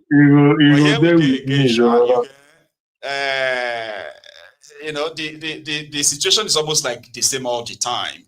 But sometimes it comes with an extra, characters that spice it up as well. But where do you want to go? Exactly. And the thing is that one thing I like about you is that nobody escaped your bourgeois when it comes to. There's one guy I was talking about. He says you are that bird they call that peregrine falcon, the fastest animal. Right. Nobody escaped. If he's pursuing you, it's just a matter of time. He will get you. The way you give. The way you give us. They say I talk too much for that reason. They say they talk too much. I'm like, thank you. I like it. Because if I talk and it makes you uncomfortable, it simply means that you are a pretender. All of us will sit down. All of us will stand up and say, "This country is bad. All these people are bad. We all need to do the right thing." And they say, "Okay, yeah, good. That means we all agree it's bad, yeah." And let's talk about the people responsible for the bad, right? And then somebody gets mad and say, you don't need to talk like that. I say, why are you angry? We're talking about the bad, and we're talking about the people behind the bad. So are you supporting them, or Because nobody should actually feel offended when whatever Mayegun says on Mayegun's Diary Political, except those who are secret admirers of these rogues. You get that? That's why I said nobody escapes your bosom, because starting from the pastors, the bigots, everybody, the rulers, and the bigots is not only one side. No. They both, all of them. You never give chances. If this one come, you give up. This one come, you go give up. This one come. That is one thing about you that is different, because some people always understand and say, "Hey, you are defending the Igbos." I never hear when you are defending the Igbos. Because the Igbos don't even need anybody to defend them. I've said that many times. You get that now? Like, I'm a Yoruba man, okay? And I understand what it means about injustice. And let's assume that, let's agree that there is a systemic sort of like racism or tribalism against the Igbo. And this is just sponsored by the political class, right? Now, if we see all of this and I'm like, okay, I'm actually not Igbo, waiting concern me, which is what some would do, right? But when you take a look at the entire thing, you realize that all of us, they marginalize. Only those no go agree, they no go accept, they no go keep quiet. That's why they are the loudest. But if you look at well, whatever the Igbos are angry about or fighting for, now all of us supposed to fight for the same thing, for ourselves. So when I speak about the injustice, I'm not saying it because I want to make the Igbos feel all right. No. I'm calling the attention of everybody to pay attention to themselves and realize that we are all in a mess. The Igbos are the ones who just won't keep quiet and bow their head and obey. Just like your analysis about this Oni of and the Alaafin of Uyo. The how you put it today, I was like, I listened to that place like 3 times today. Yeah. Like if I feel, sometimes I will read something, I will go back. I will listen to it again. I will go back. All those things. Sometimes it's a lecture. You learn something you don't know, something you can debate tomorrow. Something you can save and save something who don't know about this tomorrow. So certain times there are some certain things you put up like that. Thank God there is YouTube. You have to go listen again. Listen again. There are some things you said one day I have forgotten. Then I went to TikTok with one of my friends. I was talking about that and he said, yes, that guy is a Yoruba guy. He said, yeah, that is true. I said, oh, this is information I got from my. And luckily, that guy knows you. He listens to you. He listens to all your programs. When I'm saying it, okay, this is Mamayegu analysis. This is exactly how he analyzes it. I was like, Because what my grandfather told me, which I've come to learn as well, is that he said, if you are telling the truth, you don't even need to remember anything. Exactly. You get that? Exactly. Like, I've forgotten. No, you are lying. If what you are saying is true, right, it is always constant. Yeah, you may miss out some stuff, right, but the truth is always constant. You do not need to sugarcoat it. You do not need to, and even if people are not seeing it that way, right, at that moment in time, there's a chance that they're going to see it better another time. But the thing is, if you are saying the truth, you do not need to remember anything. So I can turn on my camera without even typing any title or anything. And I can sit right here on my screen and talk about a lot of things for the next 3 hours. And I won't mix or mince words. Simply because whatever I'm going to be saying, right, there are things that so many of you are aware of, but maybe not as that deep. Do you get that now? And the little way I know, sharing it can also help you. That's why I said when I say things, I also have the right to be wrong. I'm not right all the time, right? But the thing is that whatever I do know that I share, right, is an opportunity for somebody who knows better to either add extra information to it, correct me, so that all of us can learn together. The bottom line is, when all of us have information, right information, we can make right decisions. But if information that is at our disposal are laced with lies, bigotry, half-truth, innuendos, religious beliefs, this and that, we can't make right decisions. You only make decisions based on those information you have. No be so? Also. But if all of us share information here, we know what is right, what is true, what is not true. Everybody knows it. Also. Now, it is now your choice to either choose lie and keep repeating lies, or choose truth, right? And have a good sense of judgment. Because it's only when we have the right sense of judgment that we are likely going to be out of this whole mess. That's my theory. Man, you continue to have these deluded, misinformed, miseducated people pushing different stupid narratives that keeps us so divided. We'll keep going in really, the kind of policies Tinubu is playing. I have never seen this kind of a thing in my life before. I'm telling you the truth. Sometimes I get tired. They say, man, we are not fighting. Igbos are not fighting with the Yorubas, man. If you go out there, Igbos and Yorubas are still buying from themselves. They are still doing businesses. They are still renting houses to themselves. They are still doing things. But there are effects of all these divisive rhetorics as well. We are not going to remove it totally. But guess what? If something is not done, if right information is not shared, all that bond will be broken totally. It's getting into families now, where people are now saying, I care for the future of my children. I don't want my children to now be told that they are not Igbo, they are not Yoruba, they are neither here nor there. You see, that thing is crept into family. So we need to keep talking about it. We need to keep enlightening people. We need people to understand the danger of the choices they are making. Not now, but tomorrow. There's what you said one certain time. I thought that was just a mere talk.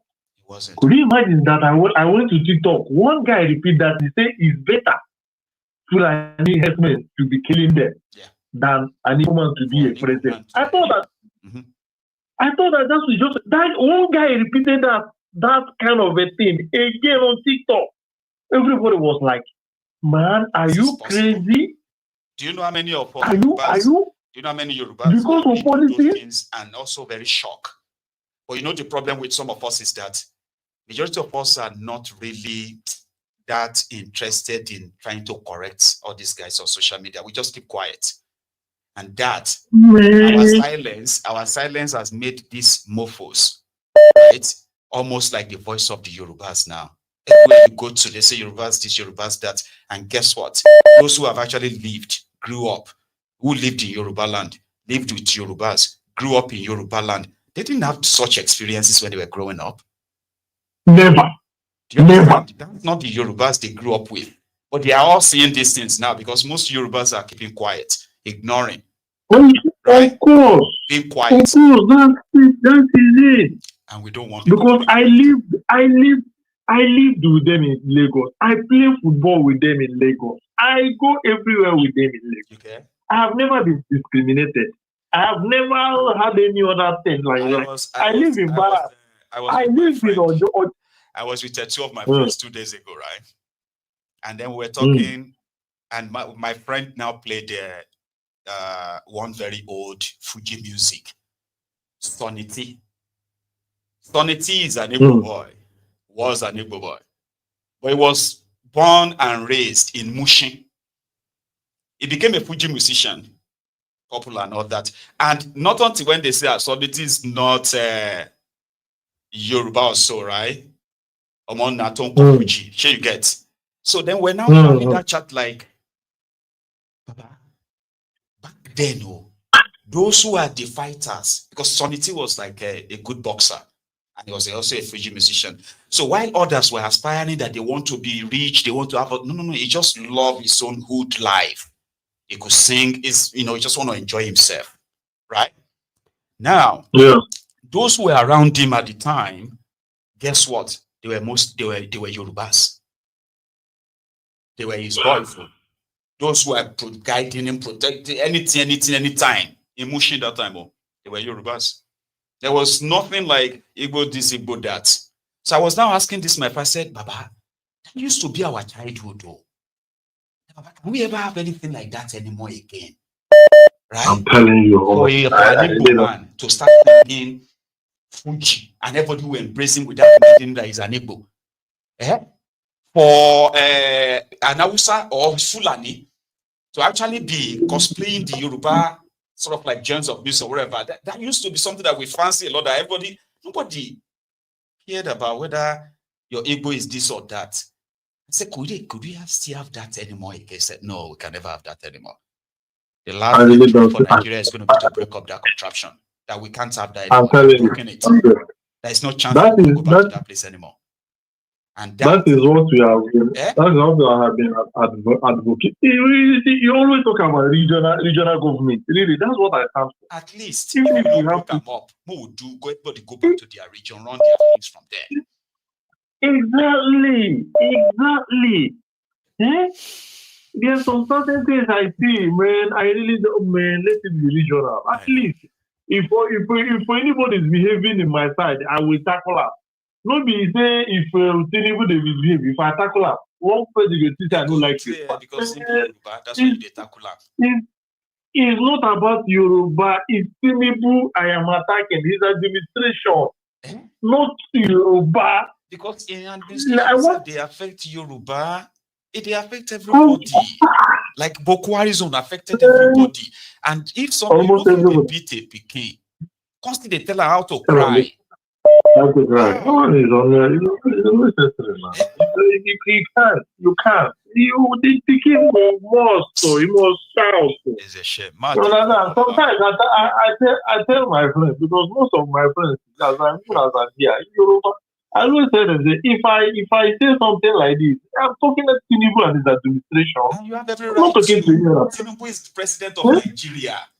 You don't understand? His actions affect you. His inaction affects you. Of course, then if I criticize, nobody should tell you how to. Good. If you decide to make people cause harm, it is your right. Anybody waiting like that, they should tell any Yoruba we don't like her. Maybe Tinubu to stop being president of Nigeria. He can come and be president of Nigeria. I mean, we'll find out. You say go to Anambra. I am not from Anambra. Why you don't tell me I go to Imo State? Why must he be Anambra? Go somewhere else. Do you know this Anambra thing? They don't talk even before Obi ever said he want to be president. Like, it's been like that too. It can't be like, say, this guy gets something with Anambra. Yet, she go Anambra, go marry. They're no mad. Don't forget, say, his wife is from Anambra. I really don't know. I don't know. They don't know. It is well. But I'll take one more and call it a noon, okay? Baba? Thank you, my continue. A lot of people they listen to you. Bless you. When I realize that they say my brother when they UK they listen to you, I'm surprised.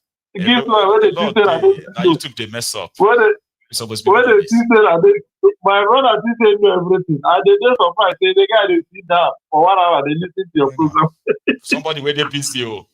See, 90% of people who listen to Mayegun, they are busy people, but somehow they factored me into their schedule.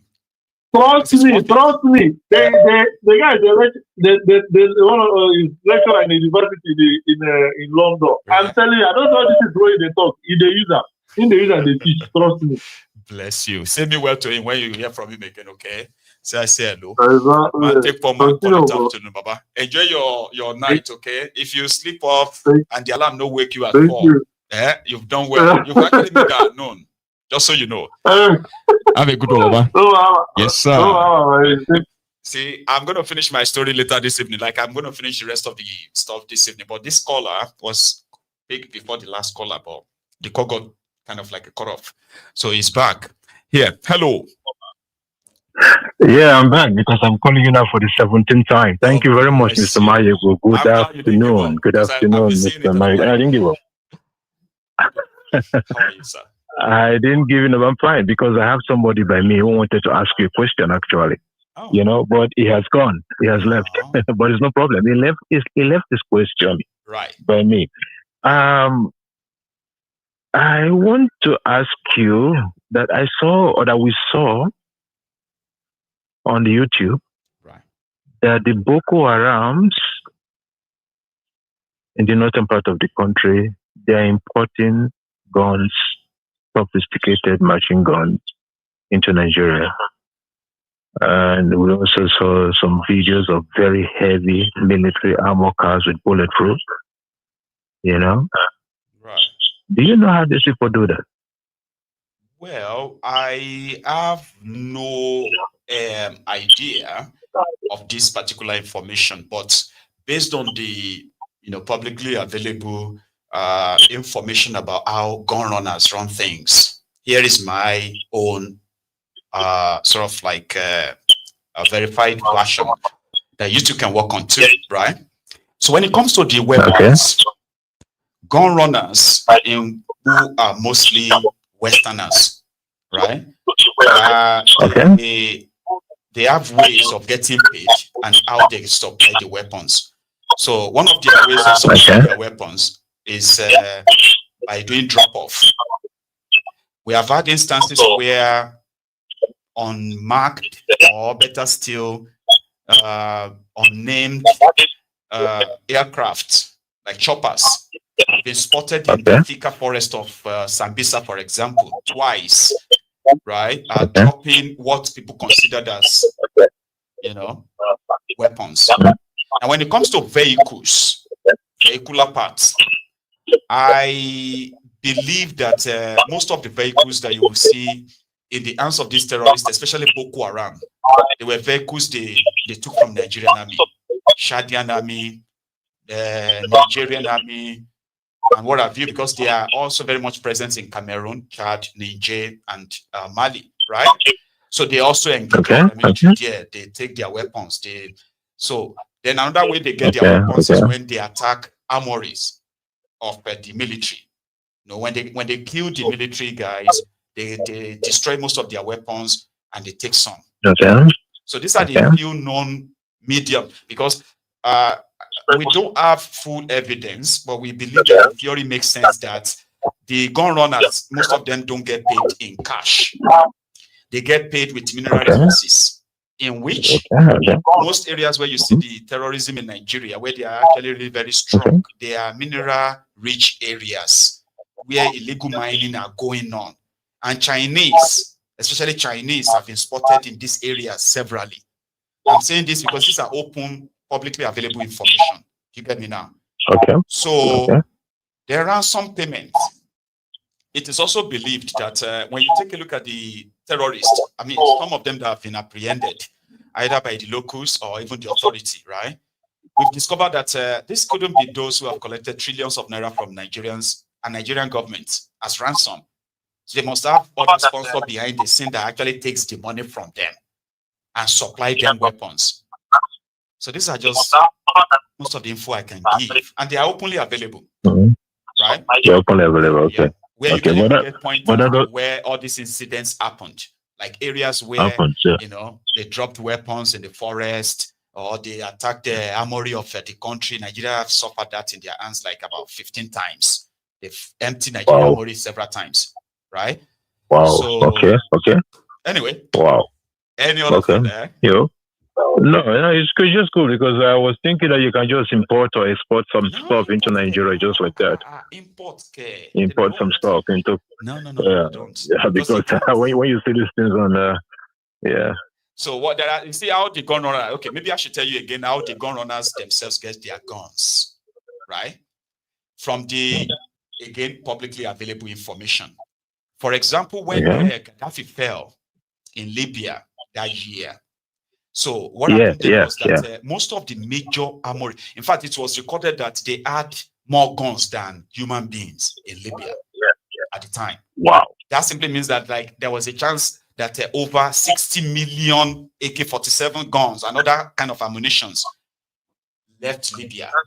And they ended up, there are those who mock them. They collected, they buy them and resell them to terrorists. They are called gun runners. So this amount of guns, right, that has infiltrated the rest of West Africa is so massive that the effects probably will take a decade, right? So including other, military-grade weapons, rocket launchers, and what have you that left Libya. It was massive. Then there are others who are like the Romanians and what have you, who are also, right, they pretend to be merchants. Meanwhile, on their vessels, they have weapons that they also take to some hotspot areas, drug cartels, terrorists, and all that. It's a massive stuff, Baba. That's the world we live in. Yeah, I can imagine. It was very interesting. It was just very interesting to watch, you know. And then somebody was just asking how. I mean, so serious, how did they get their guns, this and that? No, they don't import per se. No, they don't. There are others who are like smugglers, who work with smugglers. So when they get these guns from all these other African countries or maybe Europe or what have you, so they package them in containers, and you know, they may put other stuff in the container and they will just list them, and so that's what they have in the container. But meanwhile, half of the container is gone. In Nigeria, they've managed to intercept, at least in the news. If you Google that, you are likely going to see up to like maybe 3-4 times that Nigeria intercepted these gun, weapon-laden trucks. But God knows how many of them that got in before those ones got through. But they don't really import them like, oh, we are importing guns. No. Except you can imagine. You can imagine. But could it also be that these people during the elections, they also give some to these talks to terrorize the citizens? Because how come the Nigerians, 100%. how come the Nigerian citizens have guns for them, you know, to mob, to disrupt elections and other stuff, you know? See, that's another question again that is now out of the terrorists and their suppliers. Politicians use diplomatic cover. That's how Nigeria has gotten into so terrible. An example is the Ogun State governor, the former Ogun State governor, Ebekule Amosun. He ordered, listen to this, so he ordered AK-47 as well. He ordered over 5,000 AK-47 and more than 10 million round of life ammunition, bullets. Right? Wow. And he got this under the cover of funding and supporting the police, which is like under Can you imagine? Cover. So Nigerian military, Nigeria this and that, whatever it is that got involved, I have no idea. The guy got all those guns into Ogun State and he stored them in Ogun State government house. Do you know something? When he was leaving, he attempted to install his own Stuji as governor. He had all the courts in Ogun State. They all have guns everywhere in Ogun State. So when the election became so hot, it was more or less like it was going to succeed, or something happened. Within his own party, Oshiomole, who was their party chairman then, right? Just somehow was thiefnubu's guy, and thiefnubu wanted somebody else to be that governor, and that was how the dubious Dapo, the current governor, became governor. So immediately Amosun lost out. You know what he did? He called the commissioner of police to the government house in a small ceremony. He said he wanted to hand over some weapons he bought for police, and this was weapons he took delivery of 5 years ago. He's been using it. Do you understand that? I mean, 5 years before he announced that, he made that announcement. The day the police commissioner came to his office, he handed over 1,140 AK-47. What happened to the remaining 3,800? Or so. Gone. He handed over 2 million live round of ammunition, bullets. 2 million. And about 10 million. To Ogun State Police Command. And they make it a ceremony. Nobody asked, what happened to the remaining 8 million live round of ammunition? In the hands of their boys. So politicians thought that. Now, if you look at that's Ogun State, think of Lagos, think of Imo, think of Kano, think of Jigawa, think of other places where these guys are also replicating same. So the infiltration of small arms in Nigeria was pretty much facilitated by politicians. In that one that you have in the hands of cultists, the ones you have in the hand of terrorists, that one is done by those who are at the higher level, who are using public, who are using government cover to cover that up. It is complicated. It is. Baba. Oh. You have done much, my ego. You have done much to the topic. I appreciate you. Once again, I thank you so much. Thank you very much. Okay, you have a great afternoon, my brother. Yes, sir. Enjoy the rest of the day, okay? And thank you so much for calling in. That's where we're going to draw the curtains, okay, everyone. You should take this last minute, okay, to like the broadcast if you haven't already. Share it as well if you haven't, and subscribe. And please, you possibly should search and be sure that Mayego will be live, because I am likely going to be, right? I don't know how long this is going to take, but please search and make sure that I'm actually not live before you through the remote away. Thanks for your time this afternoon. I'll tell you the rest of the OGs later this evening, okay? Enjoy the rest of your day. Good afternoon.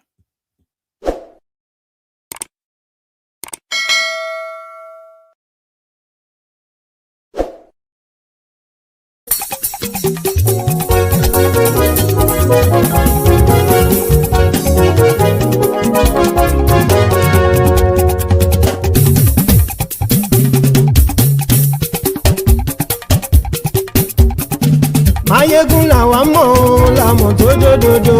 Mayegun dayari Mayebi number one. Mayegun làwa mọ̀ làmọ̀ tó dòdòdò.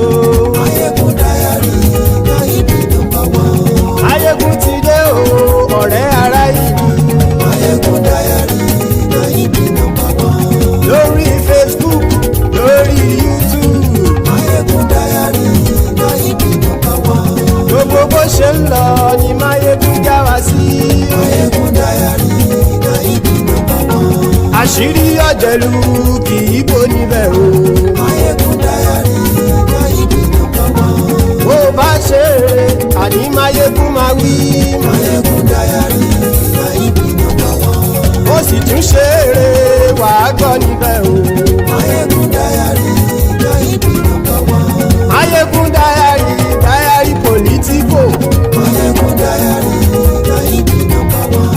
Godfatherism kò sí lọ́rọ̀ Mayegun. Mayegun dayari Mayebi number one. Ẹ farabalẹ̀ sẹ́ o kẹgbọ́rọ̀ lẹ́nu o. Mayegun dayari Mayebi number one. Àní Mayegun làwa mọ̀ tó dòdòdò. Mayegun dayari Mayebi number one.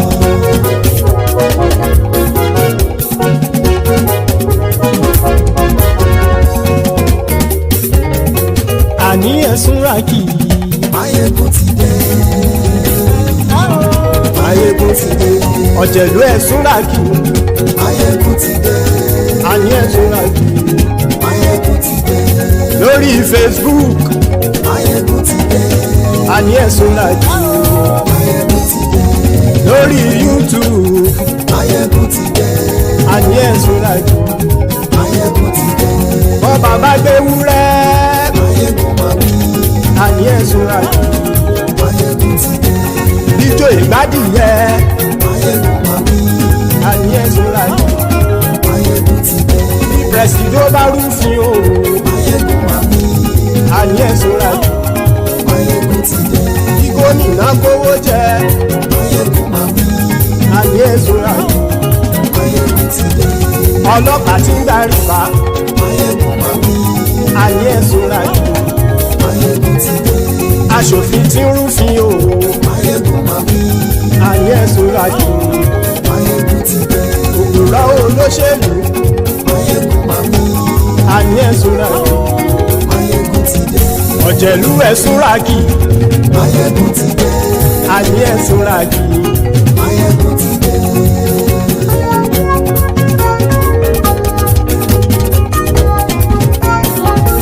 Mayegun ti dé. Gbogbo ọ̀jẹ̀lú ẹ̀sùn ràkì. Mayegun ti dé. Gbogbo ọ̀jẹ̀lú ẹ̀sùn ràkì. Ṣùgbọ́n ní bá ti ṣe èyí tó yẹ kí wọ́n ṣe, ọmọ bá dèrò ní fi wọ́n níran o. Mayegun ti dé. Gbogbo ọ̀jẹ̀lú ẹ̀sùn ràkì. Mayegun ti dé. Gbogbo ọ̀jẹ̀lú ẹ̀sùn ràkì. Ṣùgbọ́n ní bá ti ṣe yìí tó yẹ kí wọ́n ṣe, ọmọ bá dẹ̀rọ̀ òní fi wọ́n níran. wọ́n fowó bẹ́ẹ̀ o Máyégún ó sọ pé wọ́n ò bẹ́ẹ̀ wọ́n fowó bẹ́ẹ̀ Máyégún ó sọ pé wọ́n ò bẹ́ẹ̀ oníkan ṣáàtì ṣe yìí tó yẹ kí wọ́n ṣe fáwọn ará ìlú tó gbé wọn débẹ̀ o àyè. Máyégún ti dé gbogbo ọ̀jẹ̀lú ẹ̀ súnra kì. Máyégún ti dé gbogbo ọ̀jẹ̀lú ẹ̀ súnra kì. ṣùgbọ́n ní bá ti ṣe yìí tó yẹ kí wọ́n ṣe ọmọ bá dẹ́rọ̀ ò ní fi wọ́n níran. kì máa yí ṣe eré ọ̀rọ̀ yìí kì í ṣe ẹ̀fẹ̀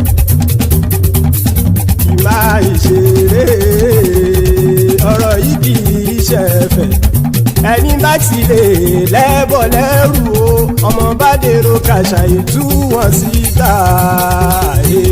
Máyégún ti dé gbogbo ọ̀jẹ̀lú ẹ̀ súnra kì. Máyégún ti dé gbogbo ọ̀jẹ̀lú ẹ̀ súnra kì. ṣùgbọ́n ní bá ti ṣe yìí tó yẹ kí wọ́n ṣe ọmọ bá dẹ́rọ̀ ò ní fi wọ́n níran. tẹnitẹni ọmọ Máyégún ọ̀rẹ́ ara ìlú mọ̀mọ́ ni mo fọlọ́run sọ ẹ̀ bá kìlẹ́bù lóòótọ́ olódodo ìlú ọ̀tá ìlú mọ̀mọ́ ni ìwọ ṣá máa ń ṣọ́ra kò sì mọ́ bẹ̀rù bọ́tà ń lè rí bóníṣègùn lé káwọn mọ̀mọ́ fi ṣera wọn ni ó ti dẹrùn tí wọn ò gbọ́dọ̀ sè mọ́bẹ̀. èèpo ọ̀bọ lọmọ bá dérò tàjẹ́ ò gbọ́dọ̀ jẹ́ ó ti jọba lórí àbínú ẹni kò sì mọ́ bùyà àìsíwọ́lu ní ẹnìkẹ́ ìgbódì ẹyin lábàrá o ó kó ẹni tó bá dán wò á kàmù. Máyégún ti dé gbogbo ọ̀jẹ̀lú ẹ̀ túnra kì. Máyégún ti dé gbogbo ọ̀jẹ̀lú ẹ̀ túnra kì o ẹni bá ti ṣe yìí tó yẹ kí wọ́n ṣe ọmọ bá dèrò òní fi wọ́n níran o. Máyégún ti dé gbogbo ọ̀jẹ̀lú ẹ̀ súnra kì. Máyégún ti dé gbogbo ọ̀jẹ̀lú ẹ̀ súnra kì. ṣùgbọ́n ní bá ti ṣe yìí tó yẹ kí wọ́n ṣe ọmọ bá dẹ́rọ̀ ò ní fi wọ́n níran.